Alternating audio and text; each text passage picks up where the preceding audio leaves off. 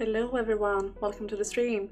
I hope you're all doing okay today and that you're ready for some more reincarnation.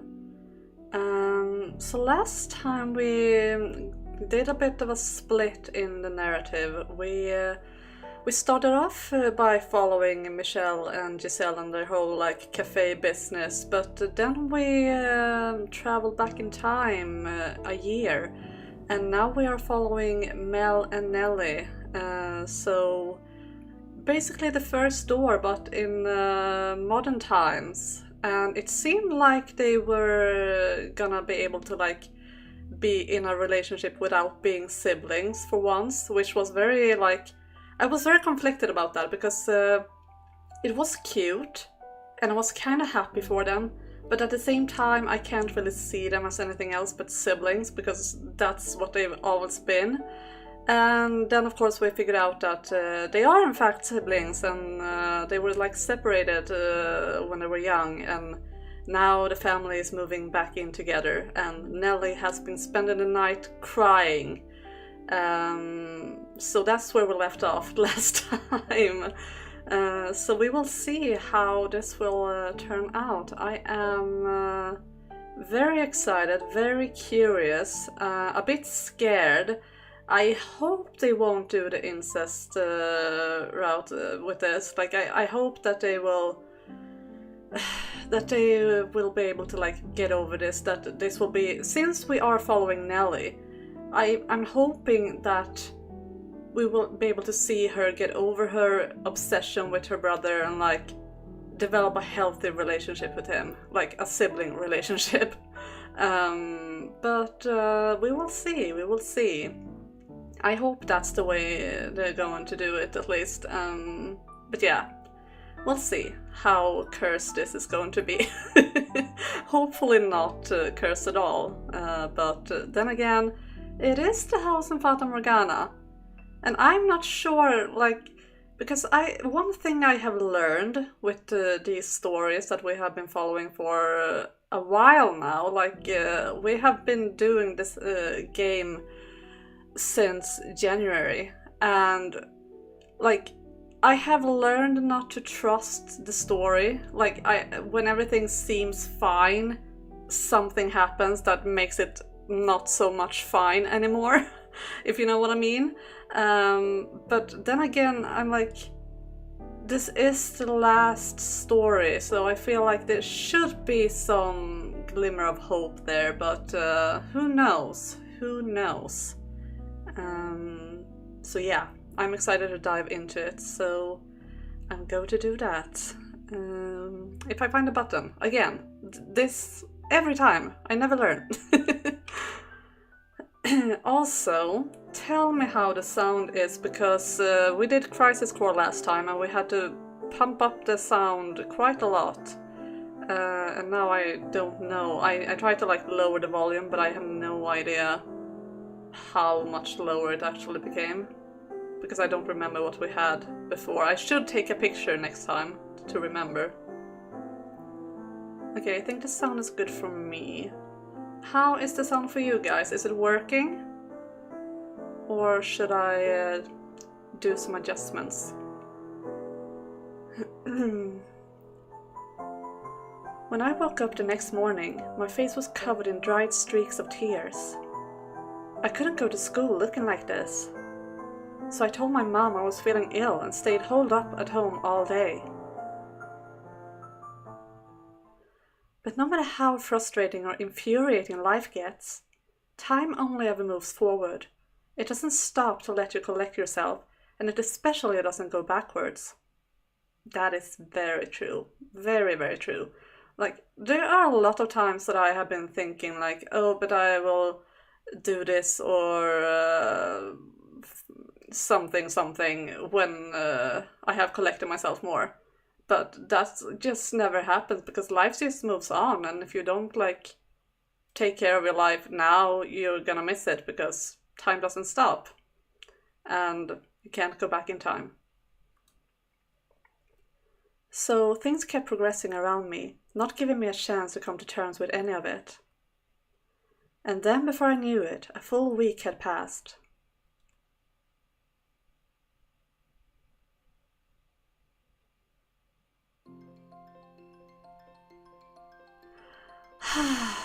Deep breaths. Take a deep breath, Nelly. Act normal. Act like everything's okay. You're family now. You're his sister, Nelly. His sister.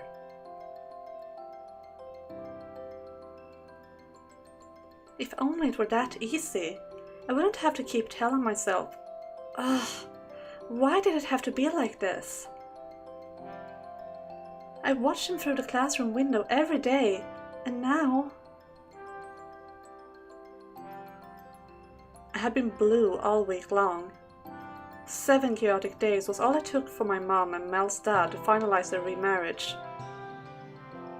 I didn't raise any objections, so everything rushed along unhindered. They filed all the paperwork, and now we were officially a family, though it didn't feel like it one bit. Officially a family again, I guess. It was decided that we would all be living together in my mom's house moving forward. And now I was standing outside waiting for Mel to arrive. Obviously I was nervous about suddenly having 2 new people living in the house.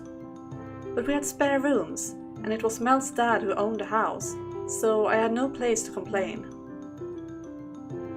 Supposedly the reason my mom got the house instead of him was because I had just been born and he wanted to make sure I could be raised comfortably. That's very nice of him, actually. Like, really nice. Mel's dad said he tried again and again over the years to convince Mom to let him see me, but every time she always sent him away. Because of that, a week ago was the first time I'd ever met Mel's dad, so I was having trouble bringing myself to call him my dad, even if we were blood related. This would be so much easier if you would start the stream 10 minutes later. Sound is fine. Okay, good. Thank you. And I'm sorry, dude, but I need to like adjust to my own times, you know. If I had to adjust to every watcher, then it would be troublesome because yeah, there are a lot of people in the world to adjust to. I felt kind of bad about it too, because he did seem really happy to see me, so I decided I would at least try to do it when I was talking to him. Plus, how Mom was treating him seemed really unfair, completely cutting me off for our lives, and then bringing him back again out of the blue. The way he bent over backwards to do whatever we needed sure made it seem like he was trying to make up for something, so maybe he was at fault for the divorce. But that didn't mean Mom was innocent. Anyway, I didn't know what happened back then, and I wasn't interested in finding out either. I was socially adept enough to know that you shouldn't try to dig up dirt on people right as they were celebrating. I mean, put it in the past. I wasn't that stupid. Though, for the most part, I was just indifferent to it all. I loved relationship drama, but only between kids my age or celebrities. That was fun to talk about, but how was I supposed to react to my parents' relationship drama? And not just everyday drama, all the nasty stuff that had led to them getting divorced. I couldn't think of anything worse. Anyway, getting off track. So, Mom and Mel's dad suggested we go on a family vacation to celebrate us all getting back together. And that I was absolutely 100% against, so... Oh, I wonder if that's his car. Well, you can't wallow in your sorrows forever, Nelly. Mel's going to be here any minute, and you need to greet him with a smile. It's going to take time to get over him being my brother, but still, being able to live with Mel is like a dream come true. Which is both amazing and super depressing at the same time. But for now, I just need to make myself look on the bright side. As the car got closer, I could see it was a moving company's van.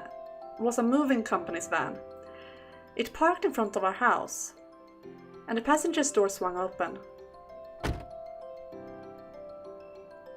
Oh, Nelly, you waited outside for me. You didn't have to.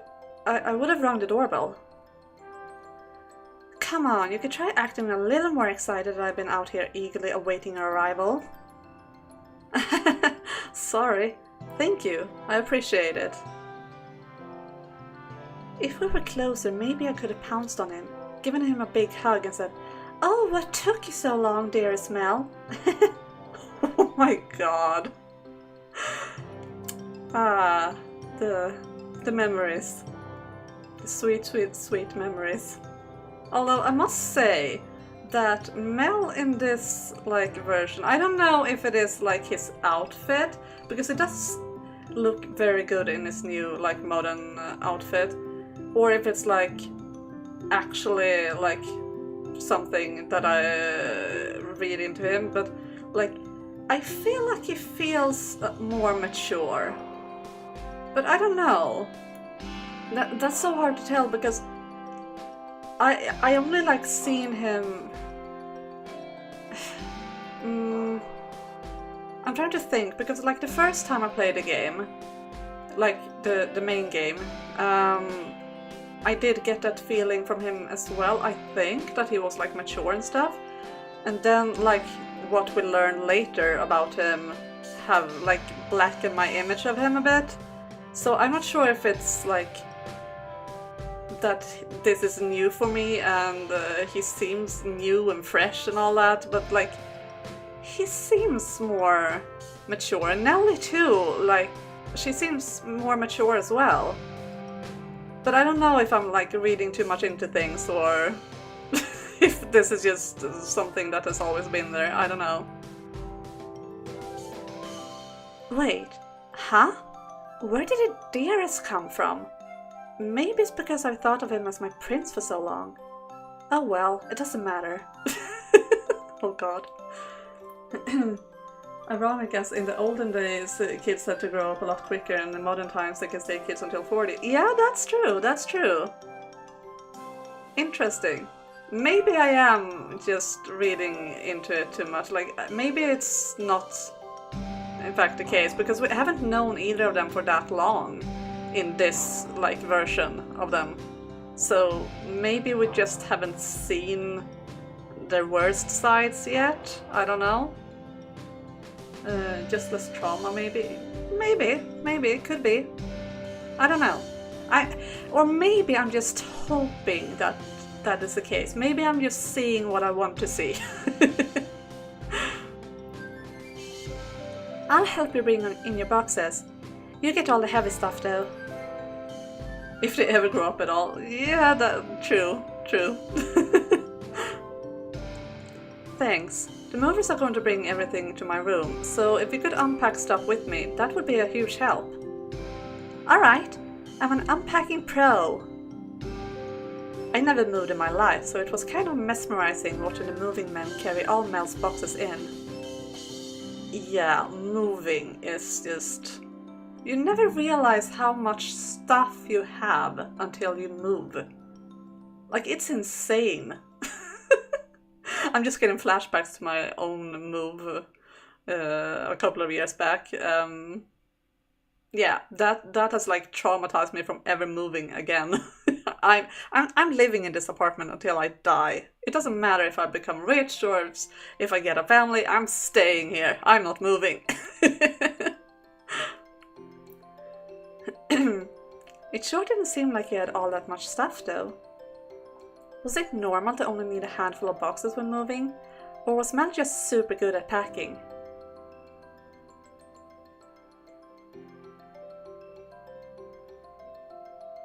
Okay, room inspection. Well, he does seem to have a lot less stuff than Nelly, that's for sure. Like, his room seems a lot more barren, I feel. He should put up some, like, paintings or posters or something, I feel. Yeah, but otherwise it's looking nice. Phew! That should do for now, I think. Thanks, Nelly. You were a huge help. Oh, no problem. It was barely any work at all. Is this really all your stuff? It feels like there should be more. Yep, I don't buy much unless I need it. But it means less to pack and unpack, so it works out alright. So that really was everything, huh? It's like he only has what he needs to get by. a few versatile outfits, his school books. It's not quite what I expected. Maybe he just likes to keep things simple. Do you have any, like, hobbies or favorite pastimes or anything, Mel? I guess I can't really say I do. I enjoy reading, but I wouldn't say I'm really into it. That's a surprise. The boys at school are all obsessed with something, sports or games or whatever. You're really easygoing, huh, Mel? It's not that I'm really easygoing, it's more that we... Well, never mind. What about you, Nelly? Me? Oh, I love music. I sing a lot to myself, and I like going to see my favorite artists live. Oh, and I'm interested in opera too. Wow, opera? That's rather sophisticated for 14. My mom's a big fan, and she took me a bunch when I was little, and recently I've come to appreciate it more, I suppose. Just kind of flashback of lifting you so you could reach the height cupboard when we forgot to bring a ladder. Oh yeah! Yeah, the pain. Like, but we got through it, so I'm really proud of us, but like, never again. My goodness.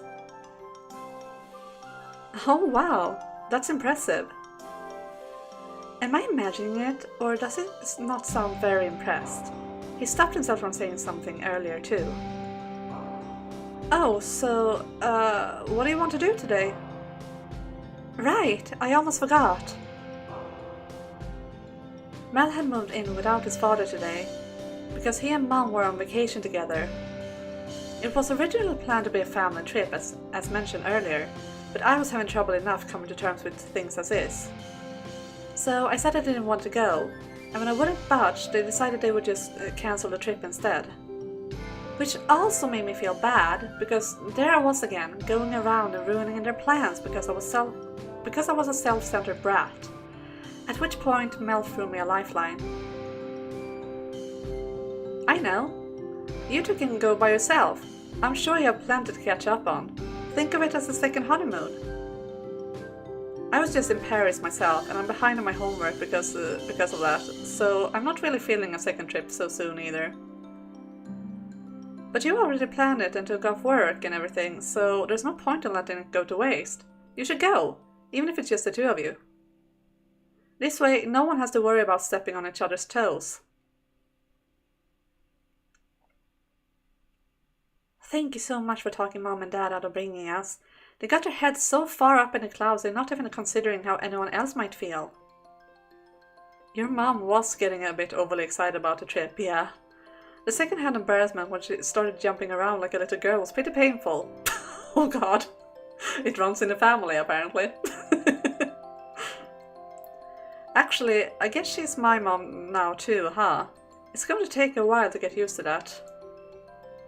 Oh, that's a relief. Mel's having trouble adjusting too. I was afraid it was just me dragging my feet behind everyone else. Either way, I didn't just do it for you. I didn't want to be stuck between those two lovebirds either. I would much rather relax here at home. Exactly. No one wants to deal with that. So, I know it's a little early, but what do you say we do till...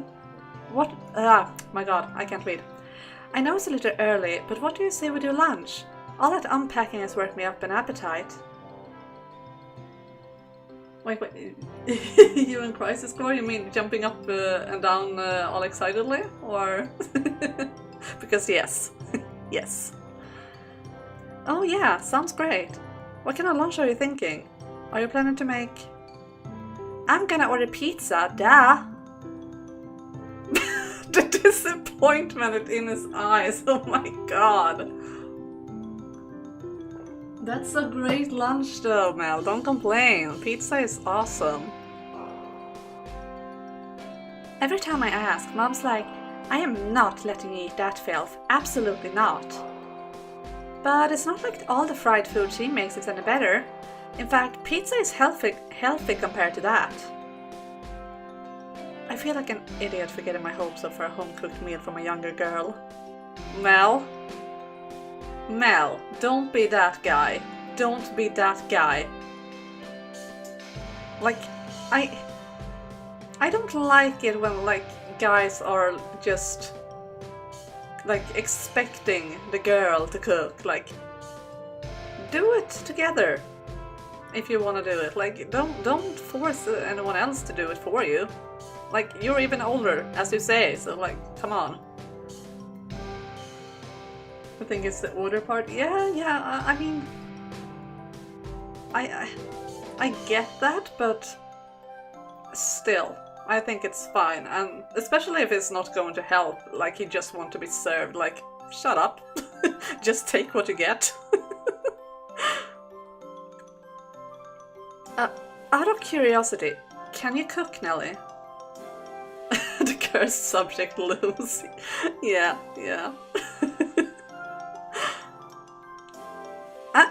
Never even tried. Not even in home easy. How do you say it? Home easy? Or home ec? How do you... Like, I guess it's like a short for home economics or something. But like, is it home easy or home ec? Cooking together can be fun. Yeah, absolutely. Like, I hate cooking, but doing it together with someone, like, yeah, it could be fun. Economics, yeah, that's what I'm thinking. I'm just questioning how I should pronounce it, like, since it's abbreviation. Anyway, moving on. Let's not get stuck on that. That doesn't count. I burned everything I touched anyway. I feel you, Nelly. I feel you. That's impressive in its own way. Oh, but I do bake sometimes. I know. I'll make you a bunch of treats. It actually is egg. Okay, interesting. The more you know. Tomorrow I'll make cookies. The next day chocolate cake and custard the next. I would eat sweets all day long. I could eat sweets all day long, rather. That's definitely not good for you, Nelly. Looks like I'm handling all the cooking.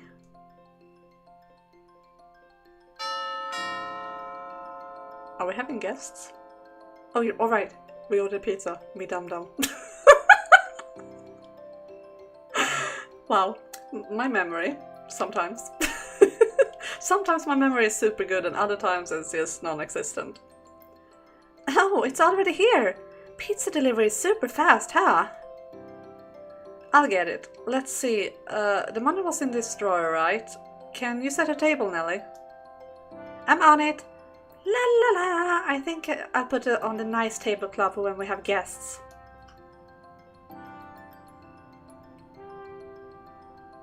Wow, this is amazing! I've never seen a pizza this big before, and it even came with a soda. It's like I'm in an American TV show. It's nothing that dramatic, but I will say, Nelly, I assumed you were more of an elegant afternoon tea type girl. I love my tea time too, but it gets tiring being all prim and proper all the time, you know? And with Mom not around, I can lace about all I want. Like sprawling out on the sofa, munching on potato chips and binge-watching TV. Yeah, that's what I want to do. I'm making today a TV day. No homework, no chores, nothing but TV. Oh, that sounds wonderful. Give me. I think your memory depends on if one of us has forgotten something as it likes to believe us. That's not true. Like, it's partially true, but it's not entirely true. Like, some things just stick in my mind. Like, some things I do remember and other things I do not. So yeah. I had forgotten about the pizza here, but on the other hand, I do remember very well about the parsnips from like the main game. So it's my memory is like very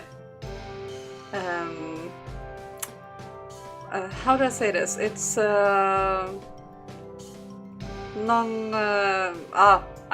forget what the word is in English, but you know, it's not to be trusted all the times, but yeah, sometimes I remember really well and remember stuff for like years, and Other times I just forget it as soon as I had a thought, really. So, yeah. Oh, Nelly, let's not go too overboard. Though it is always nice to have a day just to kick back and relax.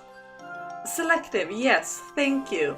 Thank you, that was the word I was looking for.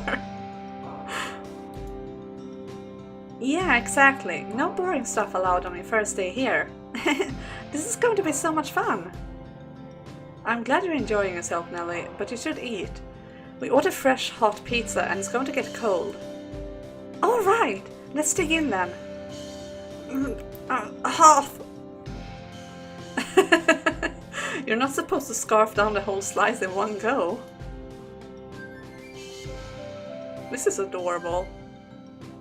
And I both love it and hate it at the same time because I'm scared. We continued chatting about whatever came to mind over the freshly delivered pizza. An endless stream of laughter made even the run-of-the-mill pizza taste better than a proper home-cooked meal, but than a meal at a high-class restaurant even. My phone buzzed. It seemed like Mom and Mel's dad were having lunch now too. She wanted to know if we were eating properly, if anything had happened, if we were doing alright. She said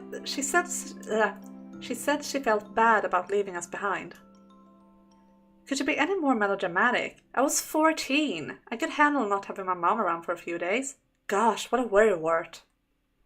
I really wanted to reply saying, we're having lunch now and it's much more fun than your dumb vacation would have been, but I decided Mom probably wouldn't take it very well. Yeah, that would have been quite rude, Nelly. So I went with the simple, doing perfectly fine, enjoy your trip.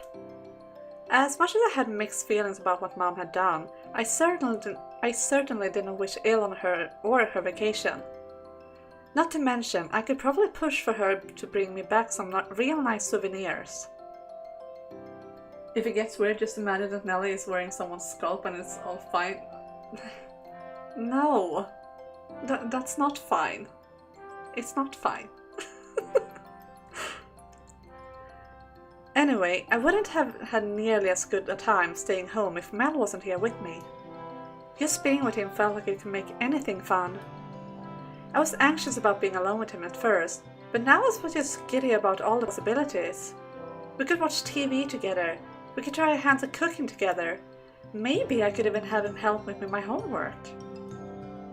Mom and Mel's dad were planning to be gone for a week, but as far as I was concerned, they could stay away for a whole month. Then again, it wasn't like Mel would be leaving. We would have plenty of time to spend together even after this. And maybe after enough time, my love would turn into a proper familial love. No maybes. I had to make a change. I enjoyed being with him so much I was sure I'd be able to make it work. I had nothing to worry about. Yeah, everything was going to be just fine. Nelly, you're scaring me.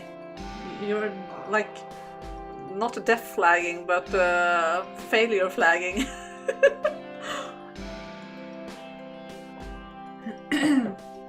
You know what, Mel? I was about to say Melly for some reason. It's because Mel is on the screen. You know what Nelly would need? She would need like a new crush that is not Mel.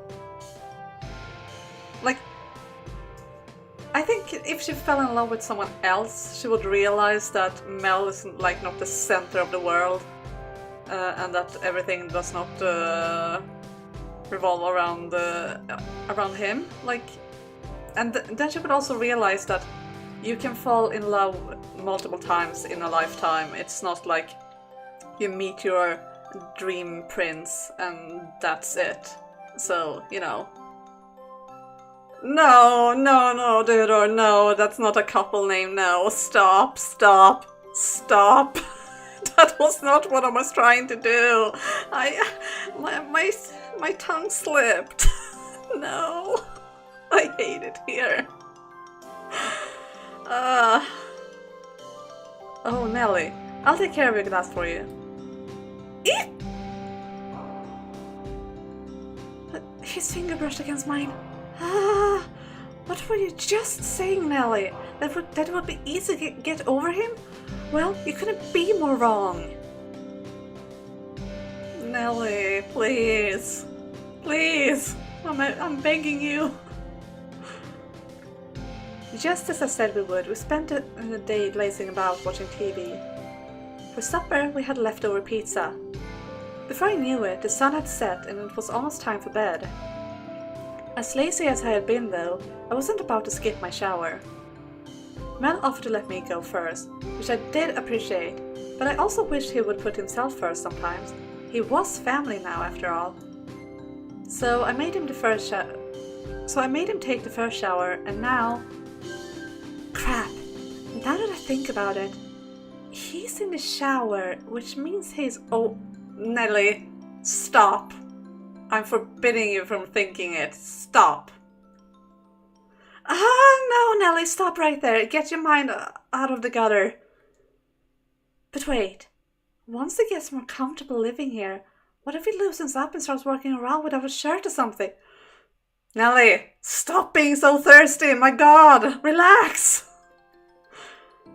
You see it on TV all the time. A girl's brother wandering around half naked, her yelling at him to put some clothes on already. Surely it won't go that far our first night together, but a pair of loose pajamas are still a very real possibility. Hey, Nelly, I'm out of the shower if you want to use it. Okay, yeah, I will. What kind of pajamas is he wearing? Oh my god, that's so cute! He's adorable! Oh my god! And now he really does look younger. His like everyday outfit is more makes him look a bit like mature, but this yeah, this is adorable. So cute. Oh my god. I love it. I love it. It was not what I was expecting. And I don't think that was Nelly expecting either, considering her disappointed face. What's the matter? What? That's hideous. Is that the same shirt you wore to bed when you were 5? Nelly, don't be rude. It's adorable. Aw, you don't like it? It's from that cartoon I told you about. Katie Wallop. I think it's really cute. It is really cute, Mel. Don't listen to her. Your regular clothes look really nice, so how come your pajamas look like something you fished out of a thrift store's dumpster? They're pajamas. They just need to be comfortable. You're acting like I'm wearing a barrel and suspenders. Yeah, I know, you're right. Just never wear that shirt in public. Unless you're trying to kill my prince. That's a bit dramatic. What do you mean, kill your prince? Don't worry about it. I'm gonna go take that shower now. Well, that's probably a good thing that she gets to see him in like his ugly pajamas. Maybe it like takes away, like she said, is he trying to kill her prince? Like it dissolves the illusion of him being this princely figure that is absolutely perfect. And maybe that's more like a brother material right there, like something to be annoyed by. So that's something good. I wasn't thinking of changing my usual nightgown, but now I started to wonder if it's maybe too how do you pronounce it? Risque? Risk? Words. Words. My god. There weren't any boys here before, and I wanted to feel a little more grown up, which is why I went for this one, but...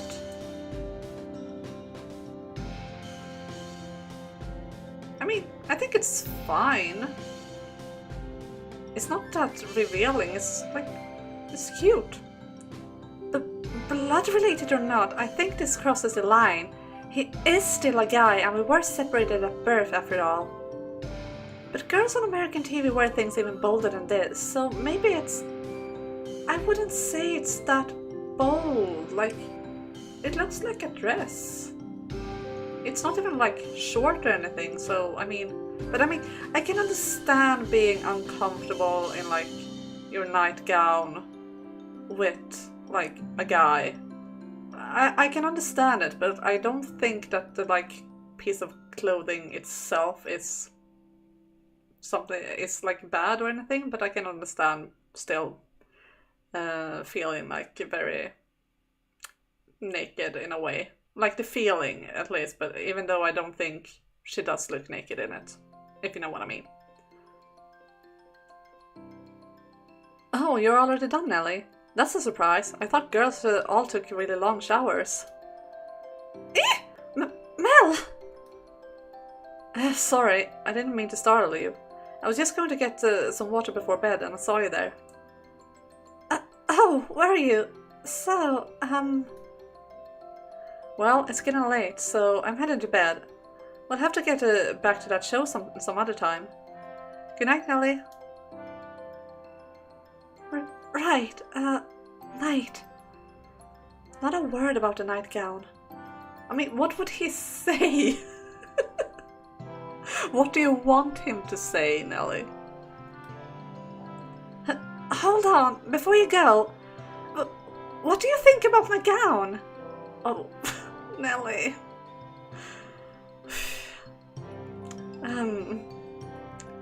Hi, Fia. Welcome, welcome.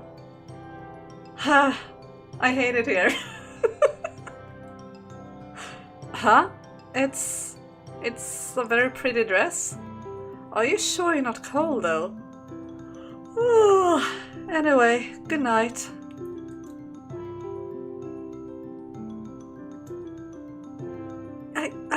It's not a dress, it's a nightgown. He's acting like he doesn't even realize there's a girl sleeping under the same roof as him. I guess maybe I'm nothing more than a sister to him. And that's perfectly fine, that's how it should be. Exactly, Nelly. And that's how it should be, Nelly. The only thing the other option leads to is misery for everyone. What she wants him to say is not YouTube friendly. Yeah. Yeah. Oh my god. Mel, why are you making a face? You're scaring me. I don't trust this story. It's certainly a much nicer room than I used to have. But is it really worth it? Although it's not like I'd have to put up with playing family for long. I graduate in a year and then I'm out of here. Oh. Oh. Oh. I was not expecting that. I'm sensing some drama brewing. There's more under the surface to Mel than we were aware of. What I didn't anticipate, though, was Nelly fawning over me this much. Does he realize? Of course, she only likes the Mel she can see on the surface. Okay, now I'm intrigued. I want to know more. Like, we know that... Oh! Hello? Hello? What is going on? Tell me something, Mel. Who's the girl you cared most about? I presume you've been here long enough that you remember the area of roses. Do you remember what you said to your dear sister? You called her disgusting. You pushed her away. You were a terrible brother and person. I can't stop laughing when someone like you starts going on about how much you care, how important this or that person is to you.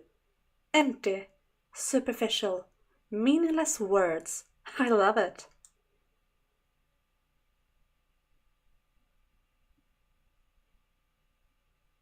Dearest Mel, I always knew how I would react if we fell in love.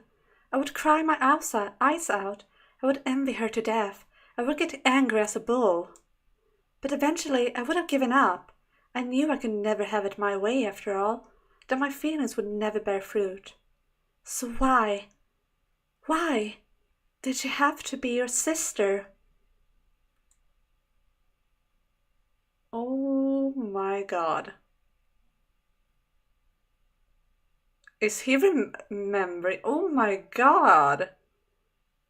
Okay, no, he's not remembering, but it's a dream. Ooh. Ooh, ooh, ooh, ooh. Mm. What was that dream? It felt so strangely real. There was a girl going on and on about how much she despised me, and another one crying like she was in pain. I don't know anything about either of them, but for whatever reason, even that ignorance feels irredeemable. And the second girl, she sounded like Nellie. It was just a dream. Don't think too hard about it. We've been apart our whole lives anyway, and she definitely doesn't call me dearest. Or maybe the dream's my mind telling me I care for her more than I realize. I do enjoy spending time with her, and I'm glad to have her as my sister, but... Anyway, it's just a dream. Back to sleep. This is interesting also. You know how we have been like speaking about how the stories are mirroring each other in these games? Remember the first door? Mel was waking up from a nightmare with him like remembering his past life. Like what he did to Morgana. And now he's having a dream remembering his second life. Interesting. I do enjoy where this is going. I'm still a bit worried, but I like it. I like it. I would say everyone is wearing a mask. It's just a question of how big the mask is. Yeah, that's very true. Stop talking about mask. I want to play Persona again. You're like my mom in that way, Fia. Like, she's like, if you say a word, she gets like a song on her brain. Like, it doesn't matter that it's just a regular word. She gets a song on her brain that uses the word. You are like that with games. Like, you say a word and you're like, oh, now I want to play this game. So long as it doesn't include incest. Yeah. I hope it doesn't, but I mean, it already does to some degree, but I hope it doesn't like end with that it will have a good ending for the both of them. I really, really hope that, but yeah, we will see. But I like this development. I like that they are like referencing it, and that maybe Mel will have some like growth as well that he very much needed in the other stories but never got because he was so stuck in his ways. So yeah, I like the direction this is going. This is interesting. Both of them need to realize, yeah. But you know, there's something oddly sentimental about sleepless night like this. He even says it, my god. I must stop sharing brain cells with Mel and Nellie.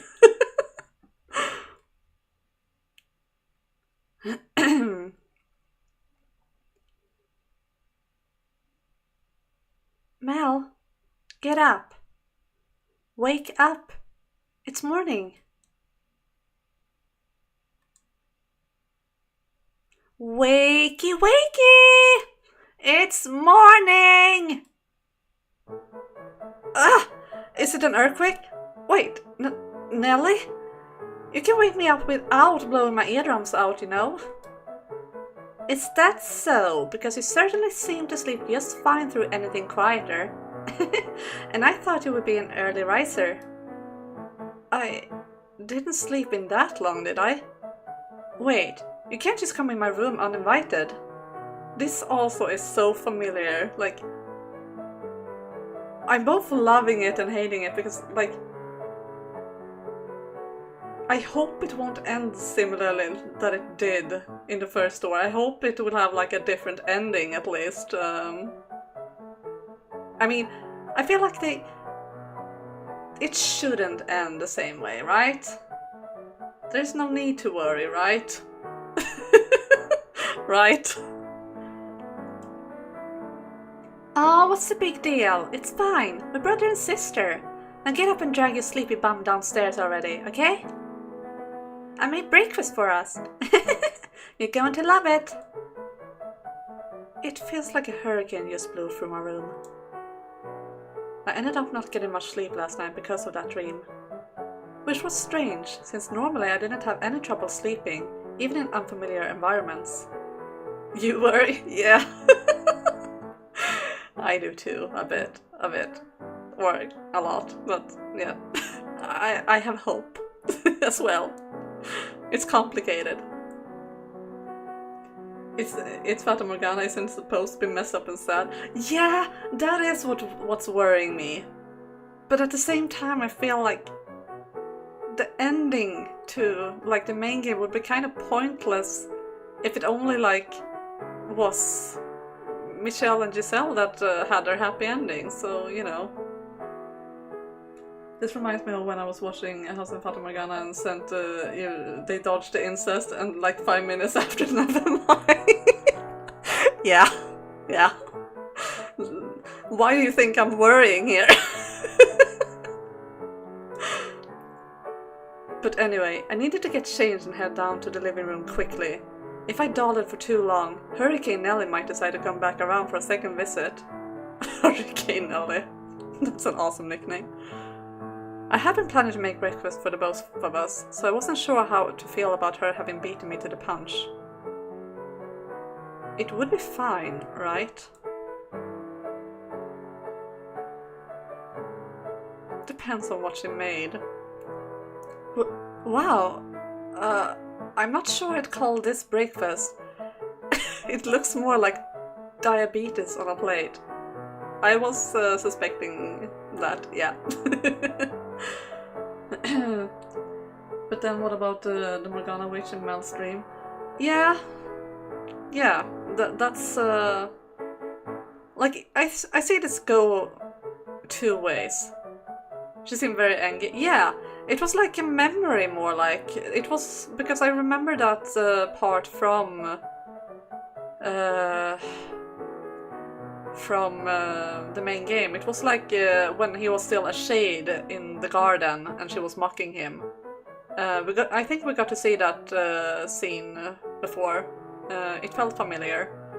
So I think that's what that was, but I see this go like two directions. Either it will be like a repeat and yeah, things are still bad. Or this will be like similar, but it will be their way to like work it out this time, because the curse is not active, and they not live in like the medieval times and imbibing on an innocent girl's blood to make them sick and stuff like that. But we will see. But I don't think that was actually like present time Morgana being angry. It was more a memory. It was anything but fine.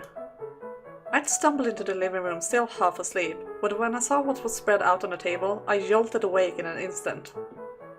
Nelly stood in front of it, her arms spread wide and a giant grin on her face. Some kind of freshly baked pastry drenched in chocolate, decorated with whipped cream and sprinkles, and, inexplicably, a candle sticking out of each one. My mind would have preferred to believe this a continuation of my nightmare. Oh my god. Rather than accept the dizzying, saccharine fog hanging in the living room as reality. I mean, pastries for breakfast is fine once in a while. I mean, you don't feel good. I feel like I have had cake for breakfast sometimes in my life when it's been like birthdays or stuff. And it's fine once in a while, but you don't feel good like for the rest of the day. It's not a good like way to start the day, because that's like setting the standard for your stomach for that day. But still, once in a while it's fine, I feel. Diabetes? Are you 40? Give it a try. I promise you'll love it. Here, open up. I'll eat it. Just please, don't try to feed it to me. I do enjoy spending time with her, but my body's going to revolt if we don't start eating a little better. Ever so slowly, I carried a forkful into my mouth and was practically knocked out cold by an onslaught of sugary violence. It was so intense I wanted to munch on a salt lick just to counter the sweetness. After forcing myself through one chocolate death cake, Nelly giddily announced that I was welcome to as many more as I wanted. The kids, they can eat anything and be fine. Yeah, but like... Yeah, true. They won't be as bad off as like an adult would be, but I still feel you don't feel good when you start with cake. Looks at overweight American kids, are you sure? Yeah, that's true. That is very true. I politely turned her down. So, what do you want to do today? Nelly looked up at me with a glimmer in her eyes. It was Sunday, and we had nothing scheduled for the day. I think we should go outside today. Yeah, we did spend all day yesterday watching TV. So where do you want to go? The zoo? A theme park? Shopping? Let's go to the grocery store. We need food for proper meals and some stuff for around the house. And then we should do some cleaning. You're joking. Why would I want to waste this fabulous week without Mom doing boring old housework? And what's wrong with ordering pizza every day? Nelly, listen to your brother. As long as you accept the risk that you might not be able to fit into any of your clothes by the end of the week. I don't. Fine, you win. We're going grocery shopping. But after that, we can do something fun, right? After that, we'll do homework. Seriously? We have school tomorrow, Nelly, and you haven't touched your weekend homework, have you? But hold on, this is a special occasion. No one's going to get mad if we take a couple of days off after your big move. I will. You need to do your homework, and if you don't, I won't spend any time with you next weekend. You're such a bully, Mel. I love how Mel is being reasonable. Yeah, me too. And Nelly is being a kid. Yeah, they're cute. I love their interactions. I hope that... I love them like as siblings. They're cute siblings. And I hope that they will stay that way. But I feel like if Mel gets to have a say, I feel like that it won't be too bad. And I feel like Nelly isn't... Like, she seems at least a bit more reasonable. She knows it's wrong, and... But then again, we don't know if he will, like, fall in love with his half-sister this time, so, I mean... Nothing is safe, really.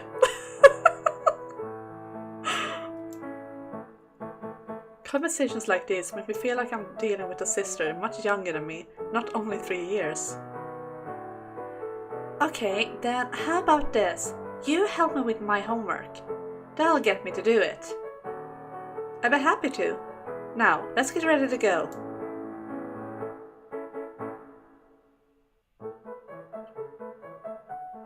And it's being so nice as well, but like, that like inner monologue that he was having, he seems to have some darkness in him going on. We don't know what that darkness is, but something is going on.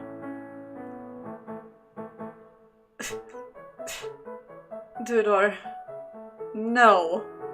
No. Just no.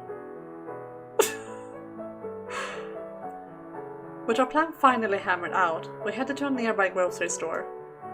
As we perused the store, I had to fend off Nellie trying to throw every kind of junk food imaginable into the cart. And even when she chose items we did need, she always seemed to select the most expensive variety. I wish she would be more conscientious of the fact that we had a budget to maintain. When I asked if this was how she always shopped, she said that no, today was a special occasion. Apparently she wanted a taste of a noble's lifestyle, which got a stifled chuckle out of me when she said it. Somehow I don't think actual nobles spend much time in a grocery store. Oh, don't say that, Mel. Don't say that. And formalities aside, she had essentially lived like nobility her whole life, want for nothing. Every time she said or did something oblivious to the concept of money, it was like a punch to my gut. But I did my best to feign my amusement, just laughing along with her. Here's a thought.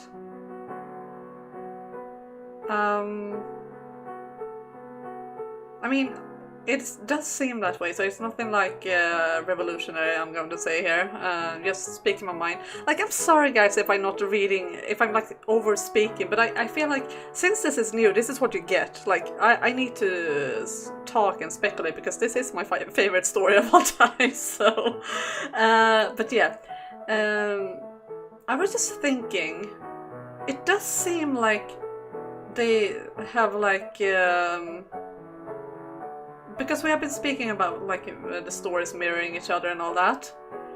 I feel like Nellie got the like nobility part, like being spoiled and living wealthy, whereas Mel seems to have grown up more poor and therefore is more like humble and aware of how money works and stuff.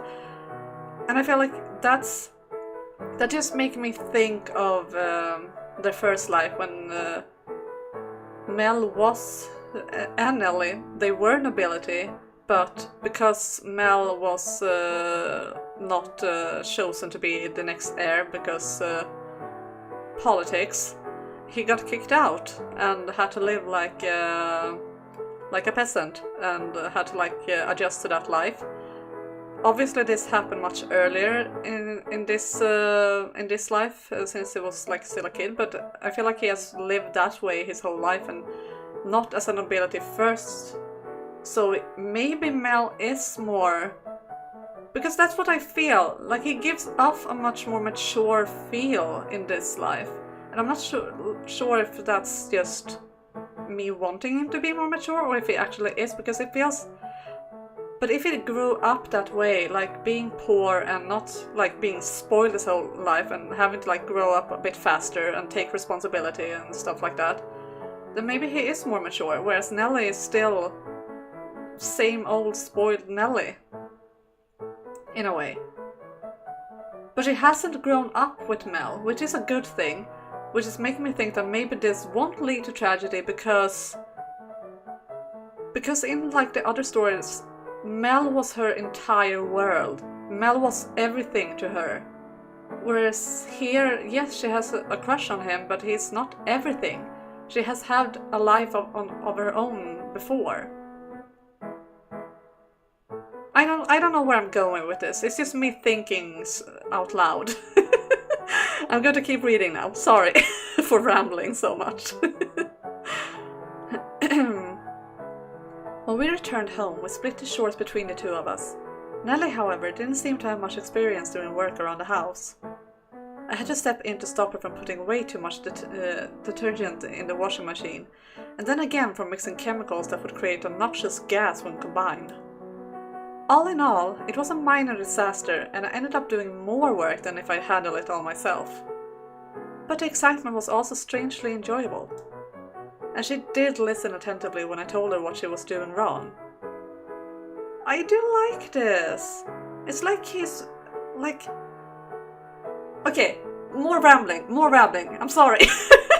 But like, it's like they get the chance to be siblings, because like, I feel like that's also something that we're missing from their other lives, because like, in the first life, Nellie was very sick, like this whole time, and Mel was busy with doing all this kind of shady stuff, so they weren't like, they didn't have time to like be siblings in their first life, really.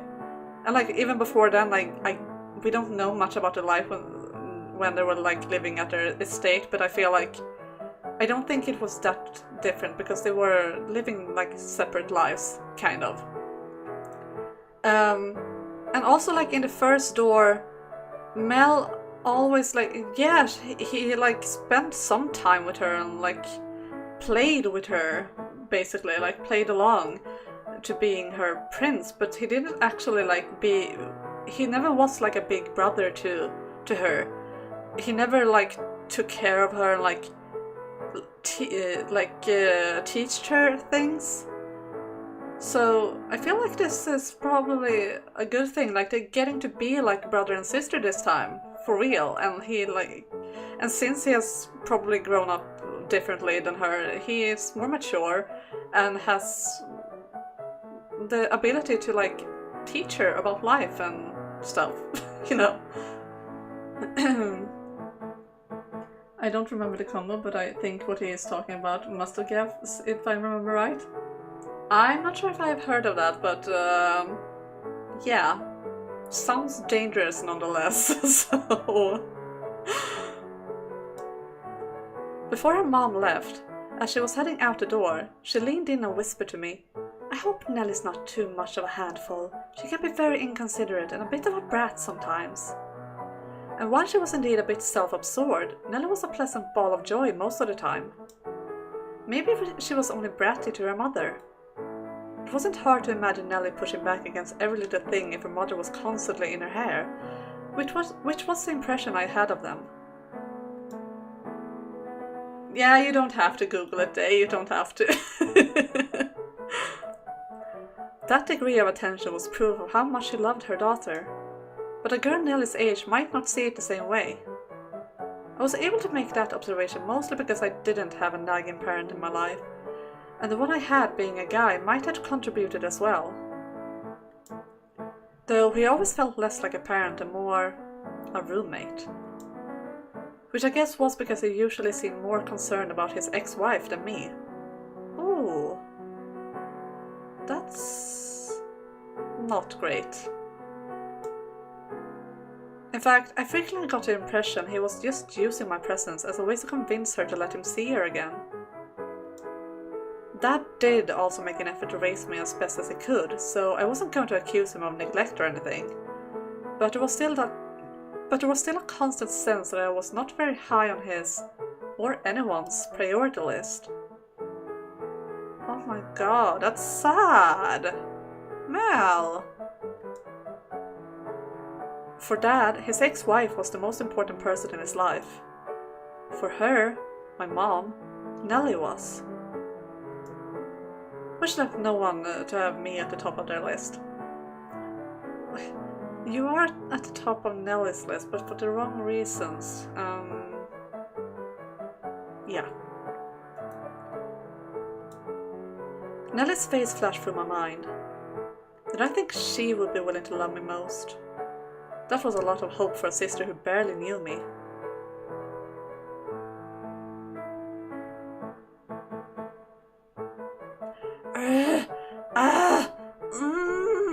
I don't get any of it. I'm tired. I need a break. I need sugar to recharge my brain. It hasn't even been half an hour since we started, Nellie. And did you forget how much sugar you had this morning? You're saying you need more? I always have room for sweets. Mom gets upset at me if I eat too much, so I keep a stash hidden in my room where she can't find it. Nellie rifled through her desk drawer, pulling out a tin of cookies. I was impressed she didn't put on more weight with how much she snacked. She's 14. I can tell you that when I was 14, I could eat like a whole bar of chocolate, like 200 grams. Not even feeling sick afterwards. No problem, and I didn't put on any weight. I was like almost underweight when I was a teenager. And I didn't like eat too little or anything. I was just very skinny. Whereas now I look at the chocolate and yeah. Yeah. Yeah, I beat you to it, Quill. But yeah, he is on the top of Nellie's list. Just for the wrong reasons, but hopefully that can change. Is what I'm hoping. 200 plus easily, but now eat some and go blah. Yeah, that too. Like, I can't even eat that much because I get sick immediately. But yeah, if I ate like a whole bar, I would grow fat immediately, definitely. Still good in small amounts. Yeah, of course. In small amounts. Or maybe she was small because snacking was all she did. Either way, it was my first time in Nellie's room and there was a lot to take in. More stuffed animals than I could count, photos of musicians plastering the walls, sacks of CDs, a stockpile of makeup, books. Oh hey, that book's being turned into a TV show, isn't it? The girls in my class were really excited about it. Have you already read it? You bet I have! It's super popular right now. I'd be left out if I didn't know what everyone was talking about. Oh, wow. Being a girl sounds complicated. So, what's it about? It's about an ensemble of cast of teens, everyone with their own problems they're trying to deal with. It's super relatable. And in the newest book, there's this huge bombshell about my favorite girl. It turns out the guy she likes is actually her blood-related...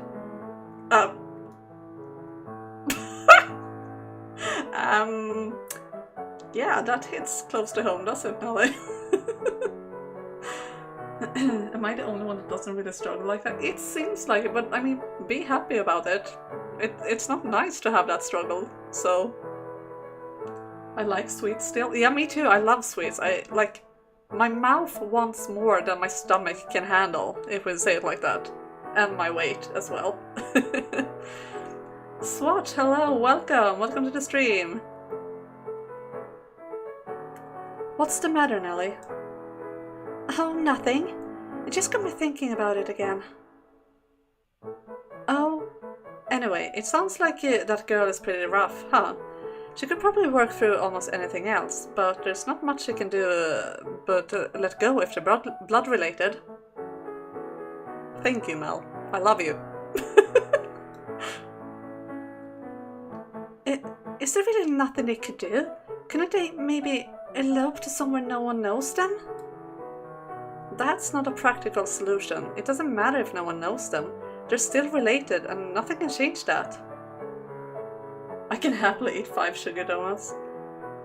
Yeah, me too. Like, my mouth would want that, but if I did that, I would be so sick. I would, like, probably die, honestly. Though you can brush a lot of that under the rug in fiction.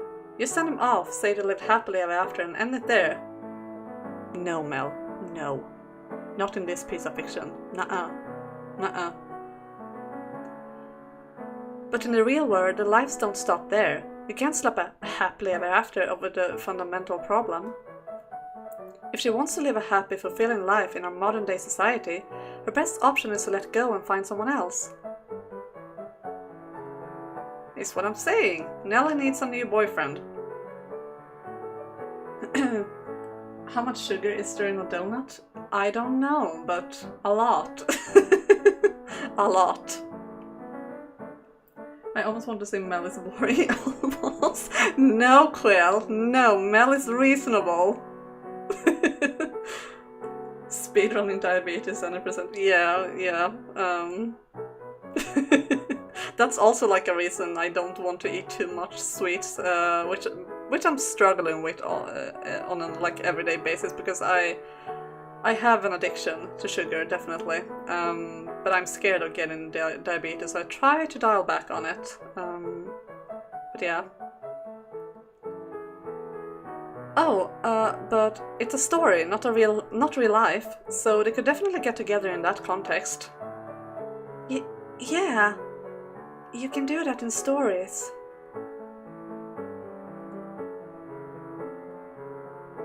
I'm probably overthinking it, but does Nellie... I consider myself fairly inept at reading people, but Nellie was so blatant about it, even someone as dense as me could pick up on the signals. No, don't be stupid. I'm her brother, for goodness sake, and she knows that as well as me.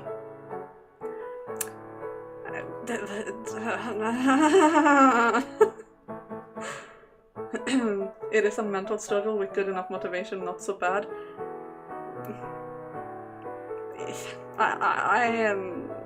I agree, but I also disagree. The struggle is kind of bad. Like I have lots of motivation to dial back, but like my mouth wants what it wants, you know? My brain wants what it wants. Like last Friday, for example, for some reason, this is strange though. Like I got so like in the mood for a soda. I never even drink soda, and I was like, I need a soda. And I had this like big lunch that day, and I was like, no, I shouldn't have any sweets. What did I do? I went and bought soda. Because, yeah, I give in to my cravings way too easily. If Nick Avocado did it, we can do it. Yeah. If Mel blushes, oh god, don't say that. Don't say that, girl. I'm scared for real. Yeah, I'm reading too much into it. I have to be. I could only see Nellie as a sister, nothing more. It was true I had taken a minor interest in her before we properly met. But that was only because, as I told her, I felt as though we'd met somewhere before. Which in retrospect was probably because I subconsciously recognized her as family. I was curious about her because she was my sister. But what about her? Nellie had no memory of me at all. She was still a baby when our parents split up, so she couldn't possibly have recognized me, even unconsciously. It would be hard for her to recategorize me from boy she knows to older brother. Could my moving in feel to her like any other older guy suddenly intruding on her space? Regardless of how it felt, though, we were still siblings. Yes. We've been talking about that a lot here, Mel, so...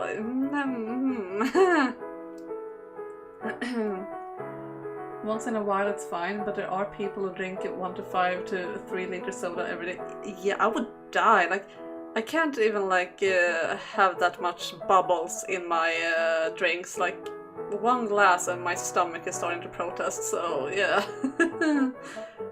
I don't consume so much that losing weight after complicated things. Yeah. Moderation is key, that's very true, very true. It is hard to achieve, because, like, sugar is like a drug. It's something you get addicted to, and the more you eat, the more you want. So it's hard, like, because when you have started eating sugar, you want more, and it's hard to stop, because you're addicted. And in order to, like, stop, you kind of need to cut it out entirely. So it's hard to do in moderation, really. I only drink soda when visiting others, as I don't want to be too complicated as a guest. Yeah, same. I never, like, have it at home for just myself, so I don't know why I suddenly craved it this Friday, but I did. But yeah. I know you're a girl and all, but you're allowed to burp. That doesn't help, though. That doesn't help. It's like my stomach I have a sensitive stomach, okay? It can't handle too much like unhealthy stuff. It can't handle too much bubbles. It can't handle too much vegetables.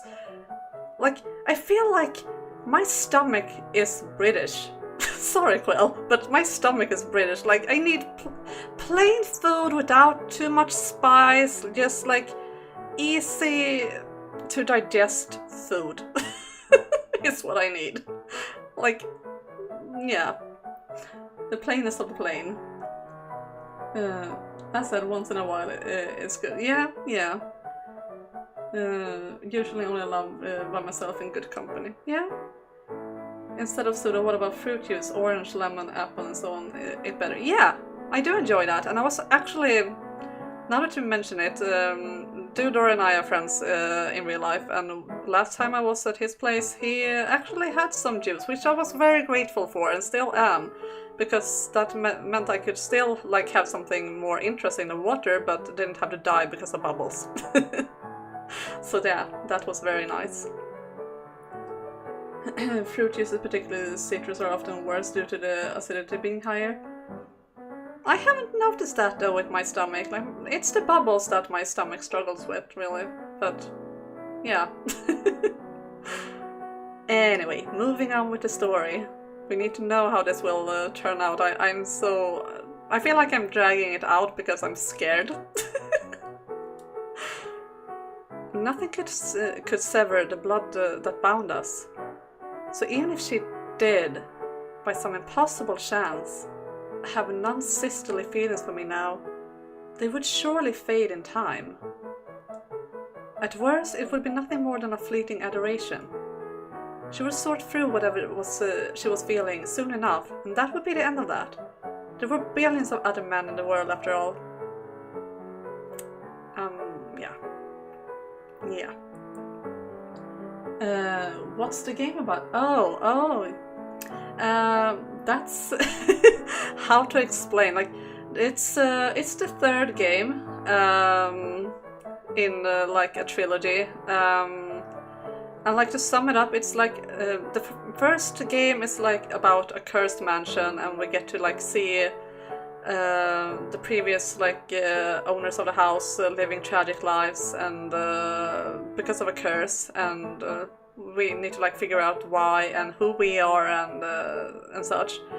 And the second game is like a prequel to that story, and this is like the final chapter. So now we are seeing all these characters that we met in the first game living in the modern times for the first time. Like, they have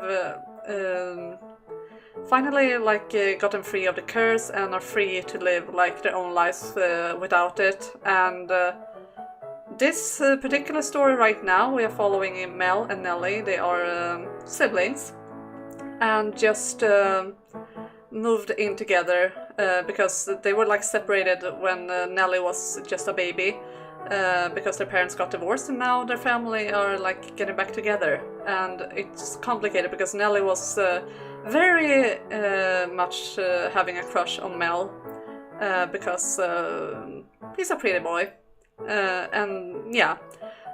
But now it's getting complicated because now they have realized that they are siblings, and yeah. And Mel just being oblivious to it all, thankfully. But it seems like it's starting to catch on. Prior game is the background of Curse Matter, and releasing it, this is the reincarnation of those title men. Yeah, exactly. Exactly. Well, that's a good summary of it. I recommend watching the prior games and also on this channel. Yeah, thank you, Quill, for recommending me. But yeah, I recommend it too. If you find this like interesting at all, I definitely recommend watching the others as well, because they are my like this whole series. It's my favorite story of all time. It's really good, and I would say definitely worth experiencing.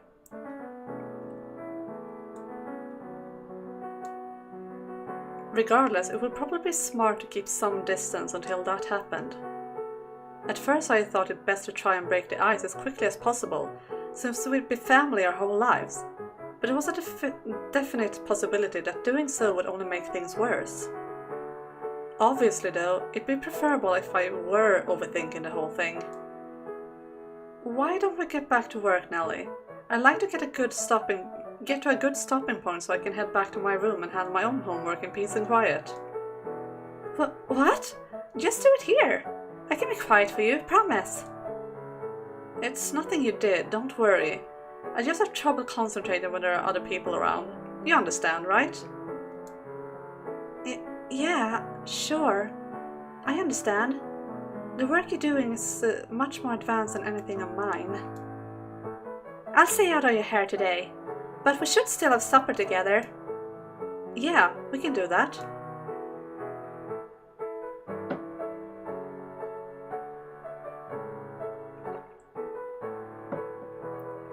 And And also I do hope that Mel won't like distance himself from Nellie, because that's where the problem started in both of their like last lives.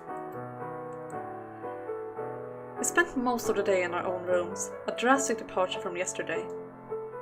I felt kind of bad about lying to Nellie, knowing how excited she was to have me around. But what I said about not being able to concentrate with other people around was just an excuse to get some alone time. Then again, having a little space was probably normal for kids our age. Certainly more so than being attached at the hip. And if Nellie's feelings for me did extend beyond simple familial love, then I wanted to keep a nice, safe distance. That was just something I wasn't equipped to deal with. Mel, you kinda have to deal with it though. You kinda have to, if this is going to ever break away from your previous experiences.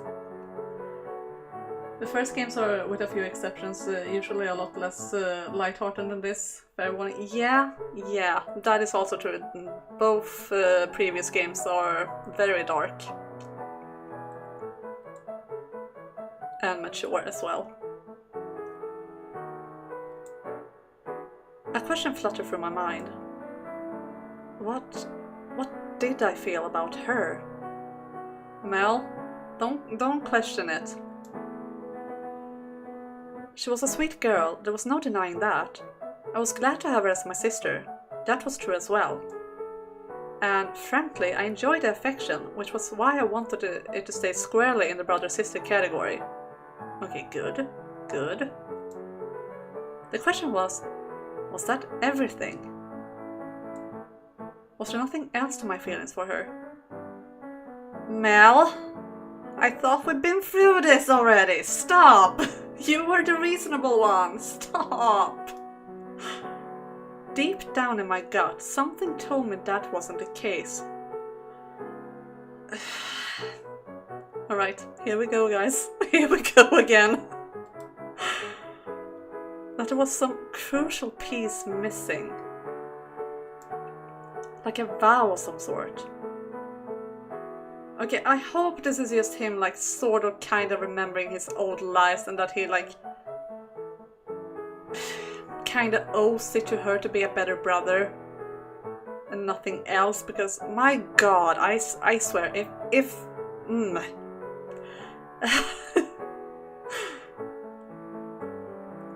But what could it be? When could I have made a vow to her? At what point in my life was there even room for such a significant exchange to have taken place? None, as far as I was aware. You were supposed to be the chosen one to fight against the incest, not to join them. Yeah. His mind is telling him no, but his body is telling him yes. No, stop. No.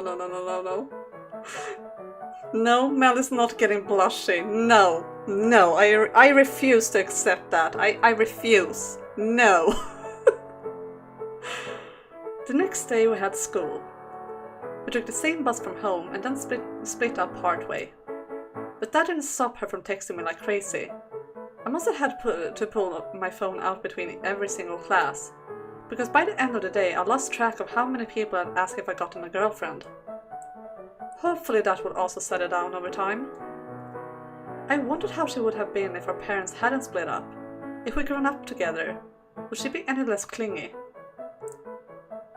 That's a good question. Previous lives, no. This life, who knows? It's like Lolly's mouth versus stomach. Shut up, dude.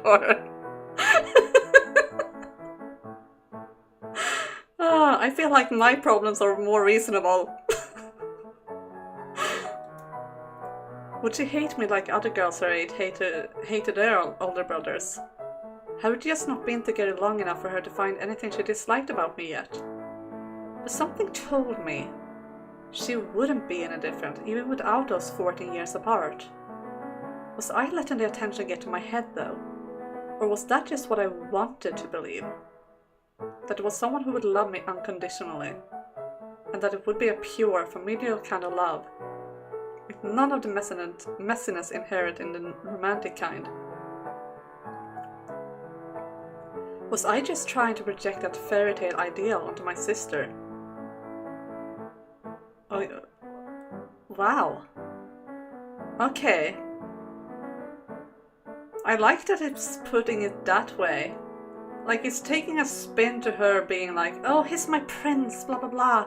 Like, he's projecting his fairy tale ideals onto her this time because he wants to be loved. Like, this is so... I love this story. This is so interesting. Even though the incest is making me uncomfortable, like, but the writing is still so good. Like, seriously. Sin of Gluttony versus Sin of Alabama. Yeah. Because if that was what I was doing, then I really was the worst kind of human scum. It would mean that I wanted her affection, but only if it was safe and utterly detached from the person giving it. Interesting. Although, it is kind of what he has been doing in his previous lives as well. Only he never, like, realized it and put it into words like this. See, this is what making me, like, think that maybe we can get to a better end this time. Because both Mel and Nellie seems more aware of the problem this time. They're not just ignoring it, like they were in their previous lives. So I'm still hopeful for a good ending for this. It's also super rare for guys to get any affection at all, especially at that age. True. That is sad. That's like a problem with society, I feel. It was a Friday night, almost a week since Mel had moved in. Mom and Mel's dad would be coming back from their vacation tomorrow, meaning this was the last night I would have alone with him. So, if possible, I wanted to spend as much of it as I could with him, but he'd been strangely distant these past few days. They should take a step back. Yeah, they should. But at the same time, like, it's complicated in their case. Because I feel like Mel, like, distancing himself from her is not a good idea either. I'm not gonna spoil anything for you, Swatch, if in case you do want to watch, like, the previous games. But him ignoring her is not a good thing. It's not the solution, so I'm not sure what is. I feel like they just have to, like, get over it and, like, maybe talk things through or something. I don't know, but they are, like, more mature about it this time in their, like, inner monologues, because they are both aware that it is a problem. So yeah, even as adults, really. Yeah, true. Like, I feel like men in general don't get enough, like, affection and love. It's very much still... I feel like we are getting better, but it's still very much like men need to be strong and blah blah blah. And that's not good. Like, we all need some softness in our lives. We all need love and affection. So yeah, I think that's not a good thing that is the case. It's very sad. He wasn't being mean to me or anything, and we still made and ate supper together all week, and it was lots of fun and all, but it wasn't enough. I wanted to spend all day with him, like we did his first day here. Was that asking too much? I will hug Naomi. Yeah, do that! More hugs for everyone, really. Hugs are amazing. Was I being too clingy and scared him off? Or was this how siblings were supposed to be? Today, like every other day this week, we had supper together and then spent the rest of the evening isolated in our rooms. Most nights, I was able to enjoy myself alone just fine, but emptiness won out tonight. Watching videos on my phone, reading the latest big hit book, listening to my favorite albums, I tried everything, but none of it was any fun. Maybe I'll check up on him. See if he wants to have a snack break. Just something nice and casual, to not put any pressure on him. That much should be okay, right? I'm getting flashbacks from the first game. Like, especially since we don't have any music right now. Like how she went to check on him before, you know? Yeah, I'm getting flashbacks. I done my best all week to not be overly clingy with him. So I pretty much earned this last night together, hadn't I? How many times do I have to tell you no? I hear talking. Maybe he's on the phone with someone. But it's rude to eavesdrop, so... I play along with this little family farce for a year, but no longer. But as soon as I turn 18, I'm out of here, and that's that. What? I'm being self-centered? And you think you're not, Dad? I did everything you asked. The least you can do is let me have this. And anyway... You're not really leaving, are you, Mel? And after we finally got the chance to live together too.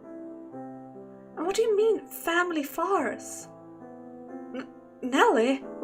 Wait, hold on, slow down. I have to go, Dad. We can talk about this later. Well, this is awkward. Of all the conversations you could have walked in on. You know, it's impolite to eavesdrop, Nellie. I know, and I'm sorry, but I heard you shouting and I just couldn't... So, anyway, what was that about? Tell me, Mel. Oh, nothing much really. You know how, at first, you weren't really exactly thrilled about having your family situation suddenly turned upside down? Well, I was the same. But you sounded fine with it then. Why did you object with me if you weren't happy about it either? I wasn't against them getting remarried. In fact, I wanted them to. I wasn't about to fight it and risk causing a mess of my plans to move out and go to university next year. Then why did you call it a farce? You're not making one bit of sense, Mel. I'm not. I think most people will understand where I'm coming from with a little thought. But I suppose maybe you wouldn't. Consider you grew up with everything you could possibly want. Why do you sound so bitter? You're not the kind of guy to get worked up like that, Mel. This is reminding me, again, like I love how like we're getting like similarities to the other stories, because this is reminding me of the last door in the house in Fata Morgana, when Mel told Nellie and Michelle like what he had been up to with Morgana and all that, and she was like, but no, that's not how you are, Mel. You are my prince, blah blah. Like, I see similarities here, but that might be good because now they are like breaking through the surface again and getting to learn the true, like she's getting to learn the true Mel, and maybe that will like break the spell and like make her wake up that he's not the perfect prince and he is just her brother who is not perfect. At least I hope that's where it's going. I just like kind of thought of that because things got better with them in that part of the story, even though that part wasn't real, but still it got better because they were having that talk. So yeah. I'm not, am I? You know me for exactly a week and you've seen every side of me now, have you? Just like I've seen every side of you, right? Well, I'll have you know I'm actually quite petty and cynical and full of self-loathing. I just kept it hidden away around you. Did you never once stop to consider who was paying the mortgage on this house way too big for the two of you? Did you never wonder who was paying for your clothes and your groceries? Or where your allowance came from? Or how you could afford to go on vacation to Paris? Now I'm doing the Paris, Lolly, Paris. Why is that word so difficult? I don't understand. Did it ever occur to you that your mom's job alone wasn't enough to cover all that? Though I guess you don't have to worry about money if you're not struggling for it, huh? Well, all of that was child support from my dad. There's no point in hiding it anymore. The first thing I thought when I stepped into this house was, wow, they sure do have it easy. I was more than a little bitter seeing you and your mom living luxuriously, while I only ever had the bare minimum. You could even say it made me angry. That's what was hiding behind every smile. And there's your mom, who's my mom as well, and yet she...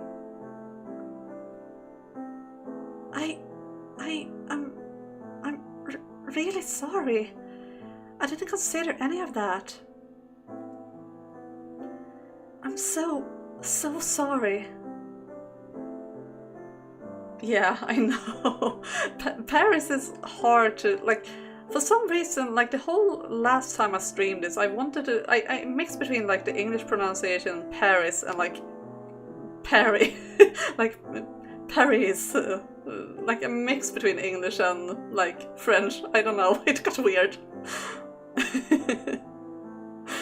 Then I had a Swedish pronunciation, which might be why I'm struggling, because I like mix it up in my head with this Paris. So it's like a mix.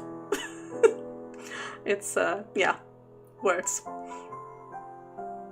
I'm so sorry. No, you don't have to apologize for anything. You're not to blame for anything, and I realize that. I was just taking out my frustration on you, and for that I'm sorry. I feel even worse if you had to grow up in the same condition as me. But that's why I want to spend as little time here as I can. Seeing your mom with my dad is too much for me. I get why you're not happy about it, but I still wish you stay.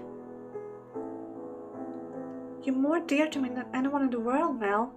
I don't want to have to be away from you. More than anyone in the world, after only 1 week together. It sure doesn't take much to earn your top spot, huh? How old are they? Mel is 17 and Nelly is 14. No, that's not true at all. It's more than that. It's so much more than that. Your affection flatters me, but it's a fleeting thing, I promise. Before the year's over, you'll be the one asking me to leave. Every day I'm here is a day you can't live as comfortably as before.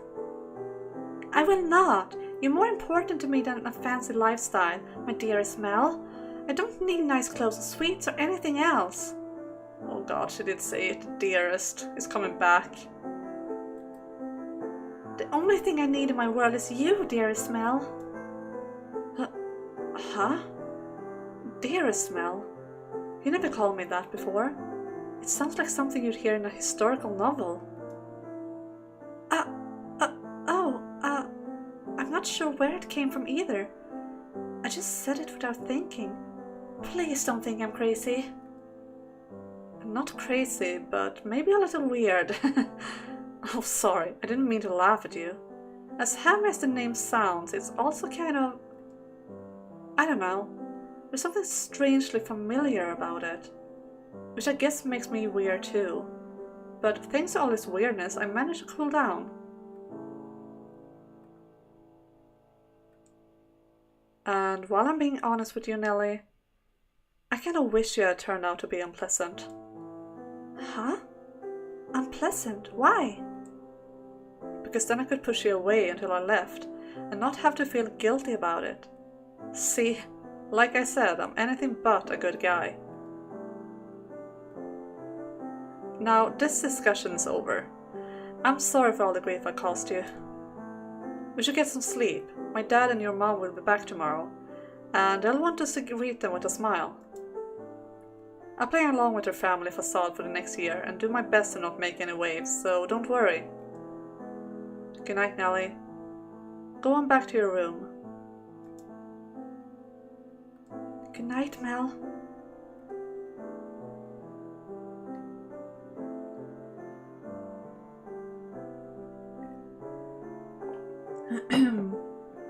Crazy, I was crazy once. They put me in a rubber room full of mouse and made me crazy. Oh god.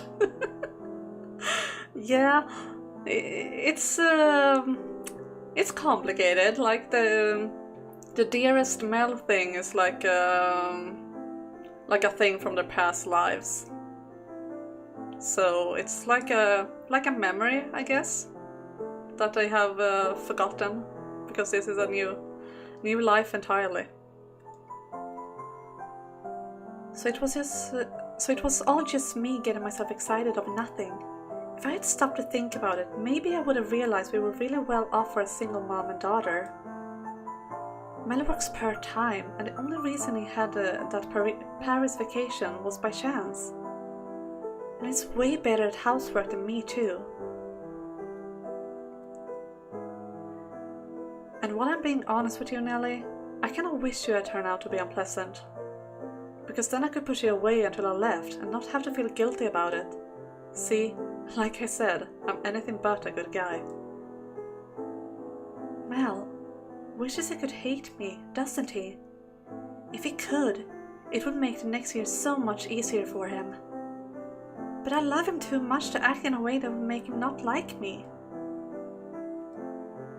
Wait, there is one thing I could do to make him hate me. Nelly, what are you thinking? And also not back down on my love. Oh my... Okay, now I'm thinking this might not have a good end after all. But it would be like way more sad than like completely nuts like the last time.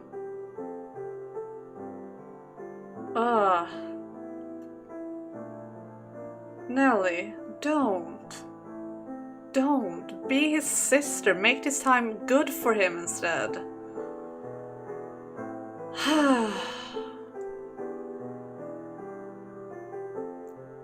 A hazy feeling lurked deep down. That a very long time ago, I've been driven to do something unthinkable. Not caring whether or not it made them hate me, whether or not it destroyed everything I had. And what's stopping me from doing the same now? It was doomed from the beginning. Nothing could make us not family. Nothing could stop him from leaving. And trying to keep my love bottled up, it was only going to make me miserable. He thought we'd only been together for a week, that my feelings for him were fleeting. That couldn't be further from the truth. I'd had my eye on him forever. Maybe this made me sound like I watched too much TV, but I was certain that if we had been together in a previous life, I would have loved him then too. No ifs. We were, and I did. I was positive. That was the only way to explain why I loved him so dearly now. Nothing else made sense. Oh God, I hate this. Like for a different reason than I hated it before. Like yes, it's still uncomfortable, but like it's sad as well. Like, Late that night, I snuck into Mel's room. I could see his chest gently moving up and down as he slept.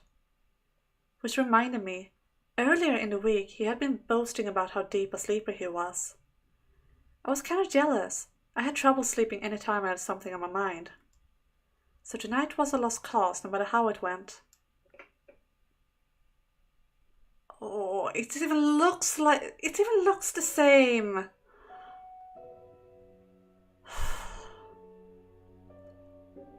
Mel, my Mel, I love you from the bottom of my heart, so please sleep as deeply as you say. I prayed for this dream to last just a little bit longer. Even a few short minutes with Mel as mine would be enough. I would savor every last moment I could get. Because when he woke, the spell would break and everything would come crashing down.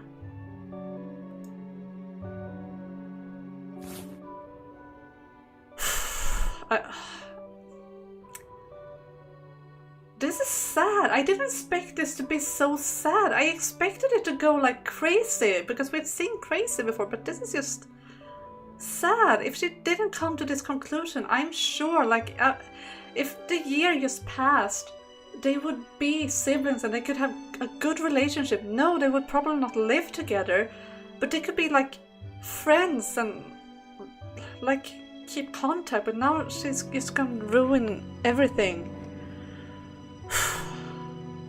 And it's so sad because it's this time we don't have the curse to like force it. It's just it's like you're doomed to just live miserably. Huh? Wow, something tickles.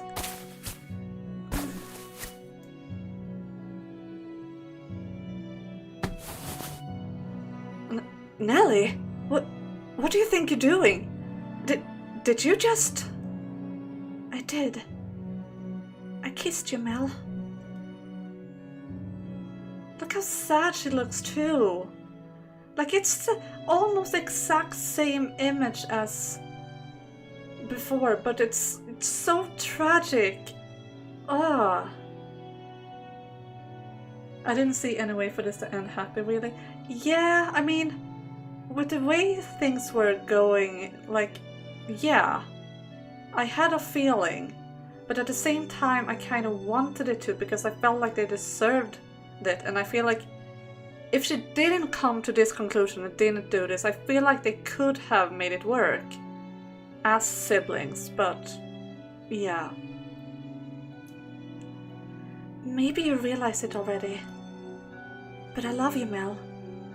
And not as siblings, but in a romantic way. What? Why would you tell me that after today? Because I'd rather destroy my relationship with you than pretend to be family. It would be painful enough living with his feelings as a normal brother and sister, but you won't even give me that. To you, it's all a farce. And it's too much for me to take. Not only can I not love you how I want, I don't even get to have a real sibling relationship with you. So I'm letting it all out now. I love you, Mel. You realize what you're saying, right? We're blood related. No ifs, ands, or buts about it. You can't kiss your brother on the lips. It's wrong. Oh, you don't have to tell me. I know exactly how wrong what I'm doing is. I know that by doing this, we won't even be able to live as fake family. And even then, I couldn't stop myself. My love isn't fleeting. It's not something I hand out just to anyone. It's so intense I would be willing to die for you right here and now. That's how much I love you, Mel. How much I've always loved you. So why did you have to be my brother? Why am I never allowed to be happy? Nelly, wait, all I want from you right now, Mel, is one of two things. Either accept my love, or reject me in a way so cruel, I'll never be able to love you again. Please, Mel, one or the other. Is he going to accept it? Is that going to be like their happy ending? Which is not a happy ending, really. It's just destructive and sad, but like...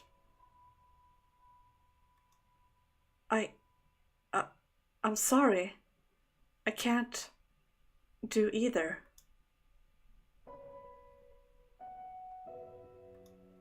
Somewhere, some part of me knew that was what he would say. He was so kind-hearted to force himself to be cruel to me, and obviously he could never accept my love either. But I could see in his eyes that there was more to his words. A distinct fear he was trying his best to conceal, or perhaps it was closer to disgust. This was no surprise to me either.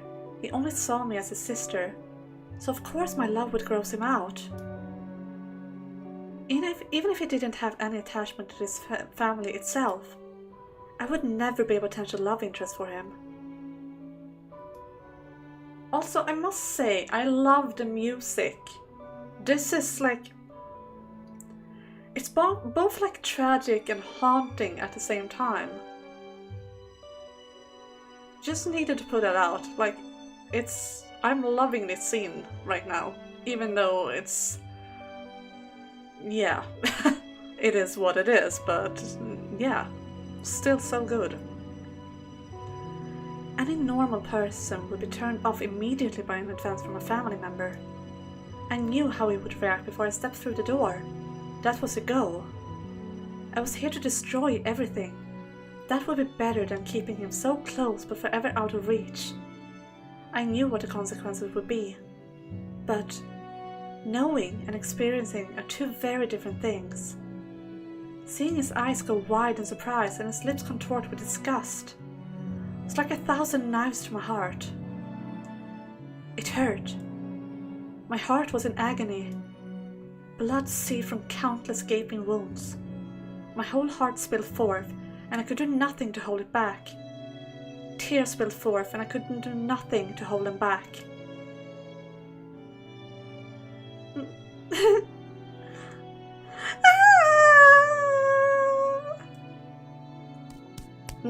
Nelly, come back!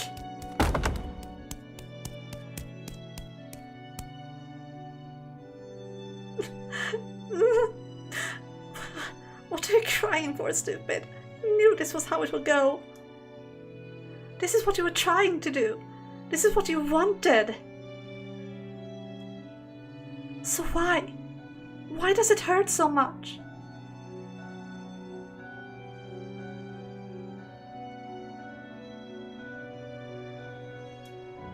It all happened so quickly I didn't have time to process it. Cold sweat streamed down my back. One thing was clear though. Even through the heavy fog in my mind, I had made a terrible mistake. It was stupid of me to tell her I couldn't pick either option. I should have chosen one or the other. But I still didn't know which was the right answer. I mean, obviously I couldn't accept her love. So did that mean I should have cruelly rejected her instead? Kicked her to the ground and called her every horrible name I could think of? I could never.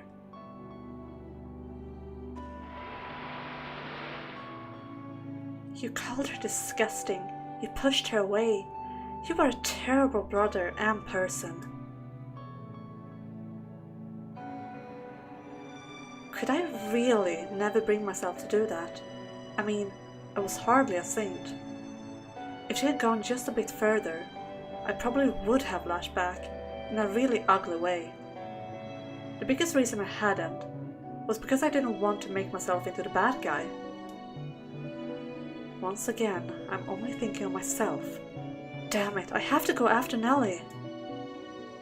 I tried to get up out of bed, but my legs had turned to jelly. How pathetic. I had nothing to be afraid of, yet here I was, unable to move. Panic slowly welled up my gut, crawling up into my chest, my throat, my skull.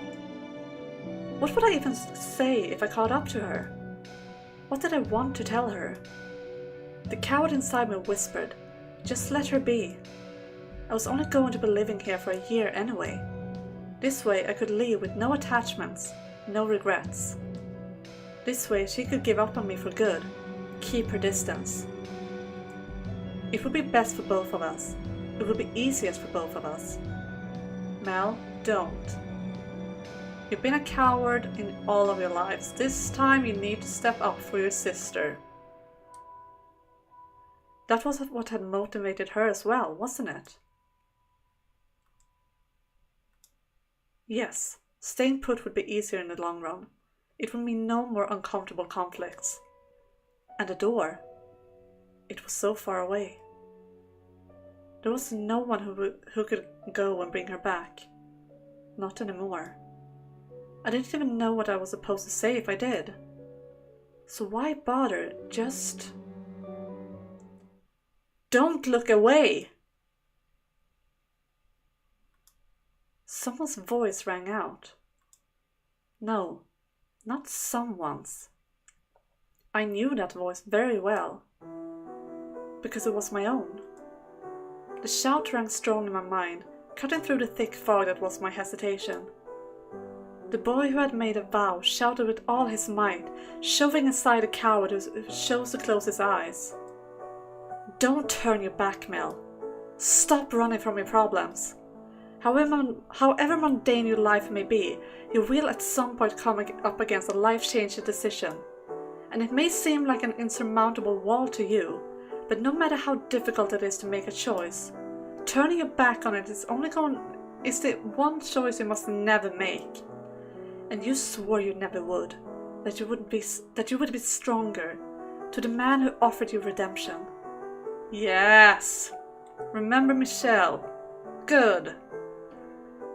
I had no memory of that, any of it, but somewhere, deep, deep within me, my soul, if you could call it that, I was crying furiously at myself. You must never forget that vow. Right. That's right. I made a vow to him. I swore it on my very soul. Nelly! I made a mad dash from my room, not even bothering to change into real clothes. My legs were still a trembling mess, and my head empty as ever.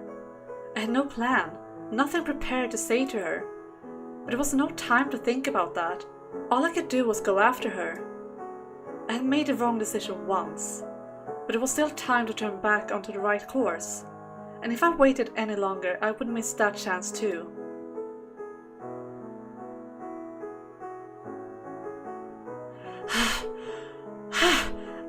Nelly! What are you doing here, dear Mel? Something never wear those in public, yeah. Also, I think we're going way over time. Dudor, I'm asking you, since you have played this before, are we getting close to an end of this story, or should I try to find a good cliffhanger soon? I kind of want to finish it if we can, but I don't have all the time in the world. I need to shower and I need to cook. Nelly, there's something I need to tell you. I don't know what the right words are, I just have to tell you. I don't know how much I'll even be able to get across, but I want you to know how I feel too, what I think too. I think so, yeah, I can't remember exactly. Okay, let's try to get to the end of this then. Yeah, I know I asked the wrong person to remember something, but yeah. But guys who will meet me up after this, if I'm late, you know why. The show must go on. Don't bother, Mel. I know exactly how you feel. You made it perfectly clear how much you can't stand me.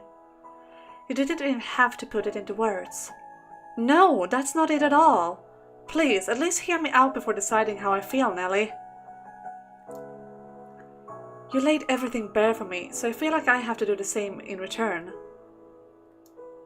The truth is, I'm not a pleasant or a likable guy. I'm the one who deserves your scorn, not the other way around. Once you learn what I really am, you'll want nothing to do with me. Everything I've done has been for my own sake. I don't smile because I'm a nice person. I do it to avoid conflict, to keep myself from getting hurt.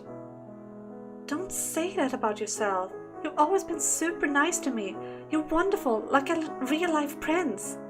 If I were really a prince, I would have come after you right away. In fact, I wouldn't have made you cry like that in the first place. I'm a sad, weak-willed child. I'm constantly concerned about what other people think. I'm always trying to make myself look good. To tell you the truth, it felt really nice seeing how much you liked me, but it also terrified me, because siblings aren't allowed to share that kind of affection in our society. So I wanted to suppress that affection to a level that was safe for me, but without losing it entirely. I didn't think 1 second about what that meant for you. I was focused entirely on myself. I was so scared to face it head on, to risk fighting with you over it, that it took this long to bring myself to go after you. If you were so scared to, why did you come for me? Because I want to grow out of being so weak-willed. No one can go through life without conflict. It's just not possible. I mean, look at us. We're at a huge fork in the road ourselves. And I realized if I didn't correct my mistake now, it would have consequences that last the rest of our lives. That I would lose you again. I don't know how to explain it, but something tells me this isn't the first time I've been at this crossroads. I do like that it says that, because this is reminding me very much of the first door. I mean, it was the white-haired girl that he ran after that night, but it's still, I see the similarities, and I love the similarities to, like, both his first and his second life, or their first and second lives. I really, really like these, like, connecting points. It's really wonderful to see. Nellie, I know my words probably don't mean much to you, but I want you to know that I do care deeply about you. Or, well, I found it in myself to be able to care about you now. I'm having chills down my spine and not the good ones. I don't think it's that bad. Like, yes, obviously it's very incesty, but we knew that already. I kind of gotten used to it by now with these two, and it's not like he's saying, oh, we're going to have a relationship. That's not what he's saying. I feel like this is what I've been talking about. This is what we want, for them to be honest with each other, because only then they will be able to, like, work through it and get to a better point in their lives. So I think this is really good. Both, like, from a perspective, like, what's good for them, but also, like, story-wise. I'm loving, because this was a worry I had when starting this game, that it will feel a bit too fanficky, if you know what I mean. Like, it would only be like, haha, we're having fun in the modern times, and that it would address these problems that they actually had in their previous lives. And I love that it does, and it now, at least we haven't seen the end of it, but, like, it seems like they are getting their chance to work through their problems, and I do like that a lot. You made it very, very painfully clear how much you care about me, and I have no reason to doubt your sincerity. It means a lot to me, but my love isn't romantic like yours. It's familial. Even though you said the family thing was a farce? Yes, I called it that, but that's not how I actually feel. By telling myself it was all a fraud, I could get away with just playing a role and not worrying about whether anyone actually loved me. I was so afraid of getting hurt, of butting heads, that I refused to think of it as real at all. See how much of a weasel I am? I, of all people, don't deserve to be called a prince. I'm constantly thinking about how I can avoid things, how I can make my life as easy and stress-free as possible. But I want to work on fixing that. And all the while, and despite being the weasel I am, I want to ask you to remain as family. I want us to feel comfortable talking to each other about anything and everything. I want us to be equals, like a brother and sister should be. Is that an option, Nellie? Is that something we can strive for instead? Is it out of the question for us to just be supportive siblings? I can't accept your love, and I won't ever be able to either, but I can't bring myself to kick you to the curb either. I know it's still not either of the choices you gave me, but at least I think I'm prepared to not run from your feelings anymore. I promise to never disdain you for your love again. I never think it's gross or unpleasant again. But I also want you to understand that the way I care about you is not the way you care about me. I want you to be conscious of my feelings as well. You're my sister, the only one I have, and I want to be able to stand shoulder to shoulder with you, to overcome whatever trials we may face together as siblings. Is that an acceptable compromise? I do still want to have you in my life. I realize how self-indulgent I'm being, and I'm sorry. I'm trying to have my cake and eat it too, asking you to stay in my life with one hand and pushing your feelings aside with the other. Yes, you are. You're only thinking about yourself again, dearest Mel. But, still, it warms my heart to hear you say that. Nelly, I never felt wanted by family before.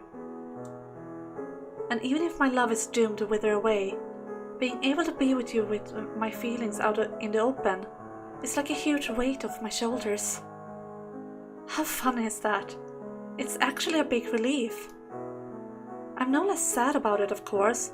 I'm just even more happy to know you understand how I feel now. I never once expected you to take it so well. I was sure my life would be over the moment you found out. It was almost like I already knew that was what would happen. But that doesn't make any sense, since this is my first time. But now, it feels like I finally managed to face you head on, and my feelings for you, after messing up again and again. Yeah, I get the same feeling, Nelly. I'll stop pushing my perfect brother and prince ideals onto you, and just let you be yourself, my dear. Let me try that again. Mel.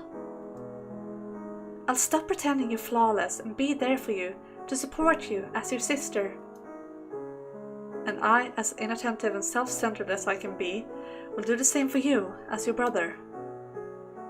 Yeah, we'll be able to make it work, I'm positive. I'll even do my best to be able to see you as my brother. It'll probably take some time, but I'm sure I can do it. So please, could you maybe reconsider leaving too? Let's all be a family together for real. I will. I'll try to work things out with Mom. I want to talk things through with my dad too. Great! Now that my nerves have relaxed a bit, my knees feels like they're going to give out. As melodramatic as it sounds, I had to muster up a lot of courage to come to see you. I promise you it took me way more courage than you, Mel. You got me there. By the way, I think it's maybe time we head back inside. We both came out in the heart of the moment, I know. But you are not really dressed to be outside, Nelly. You want to speak, Mel? Oh no! I completely forgot. No one saw us, did they? I certainly hope not, at least. But we did make a pretty big scene, so there's a chance the neighbors might comment on it. Let's just pray no one can make anything we said out. Oh god, yeah.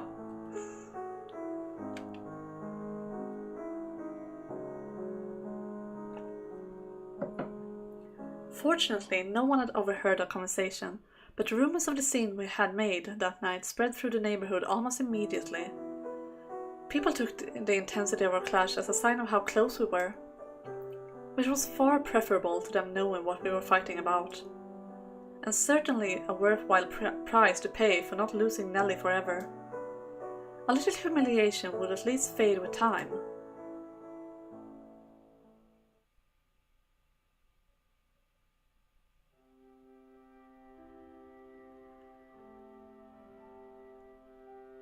Okay, I'm wondering how much...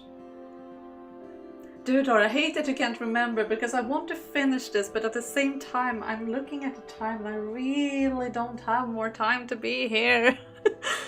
But I want to finish it. It will feel awkward to like leave it and it's like maybe 5 minutes more or something. So I guess we continue. Nelly and I spent the following day, the last day of our parents' vacation, together cooking, cleaning, watching TV. It was a lot like our first day together here, and when our parents returned, they were visibly surprised at how close we appeared to be. The mom was most taken aback at the fact that Nellie had actually done chores. Of course, she still acted as though Nellie was her only child, and had just tagged along when she remarried Dad. You don't think it's super long? Okay, well, that's good. We try and see. Like I said, you know why I will be late. It was enough to make me question if I really was her biological son.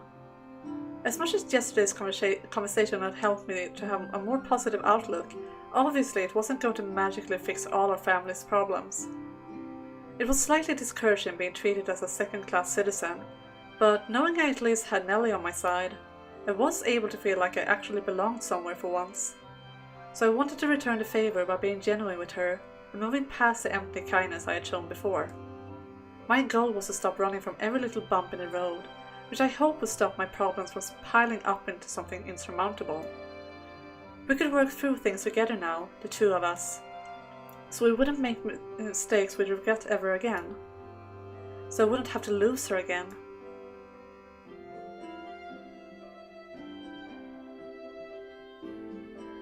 I think that covers the souvenirs. I'm really sorry for leaving you two behind.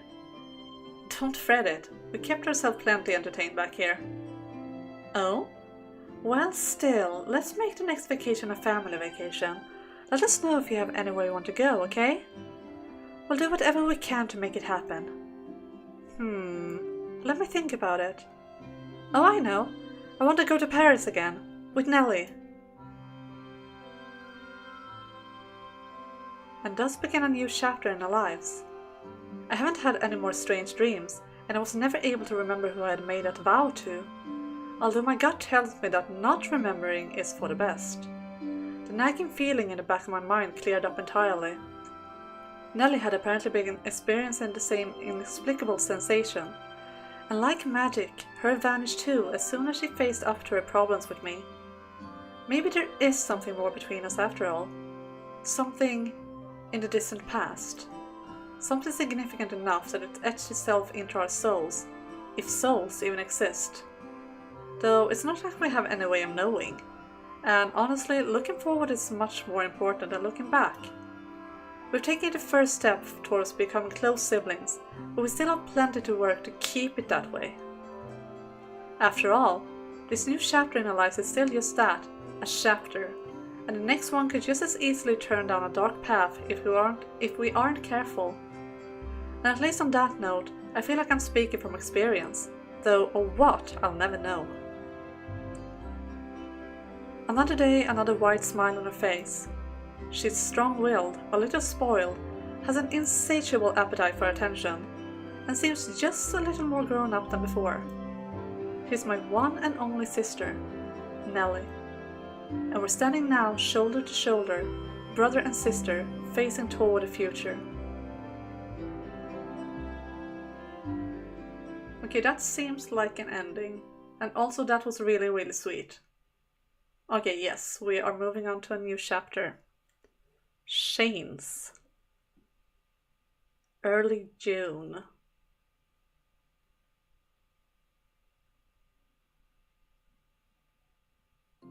Okay, we're back with Maria. But that will be next time. Oh, well, we did finish it today. I wanted to. I didn't expect it to be so long. I mean, I've been rambling a lot, so I made it longer. But I feel like the rambling was necessary.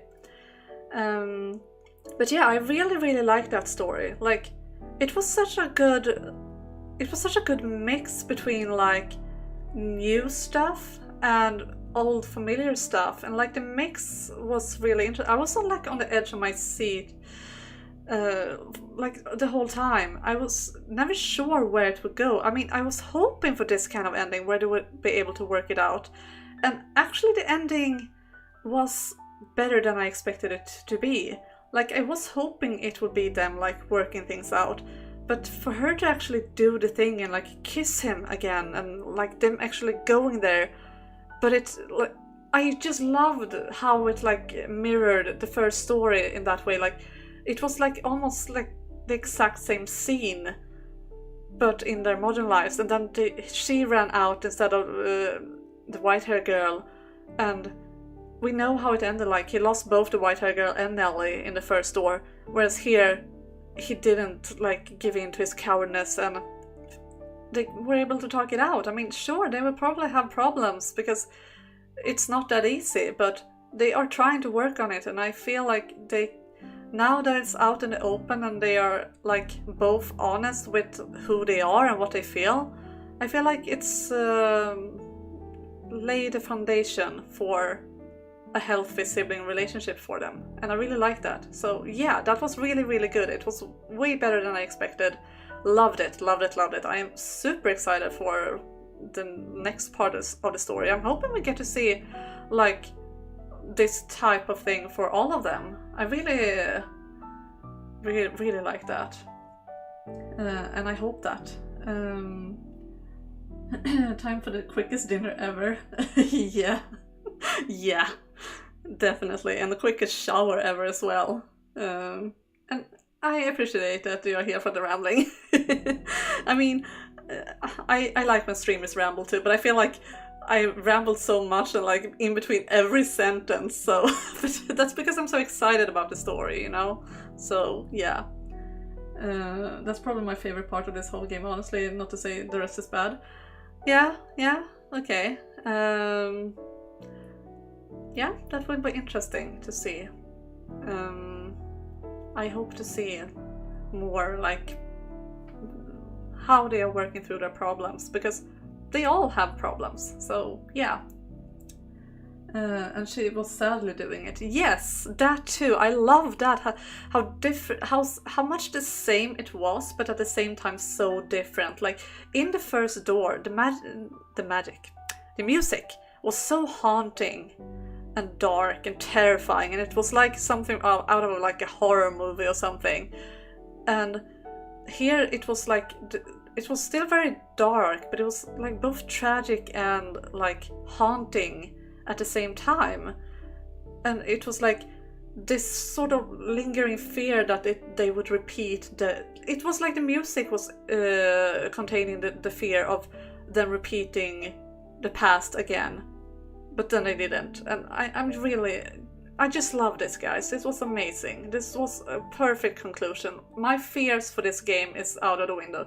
Still, I kind of miss the old art style, especially when we got like flashbacks and that was in the old art style, but I can live with this new art style. It is fine.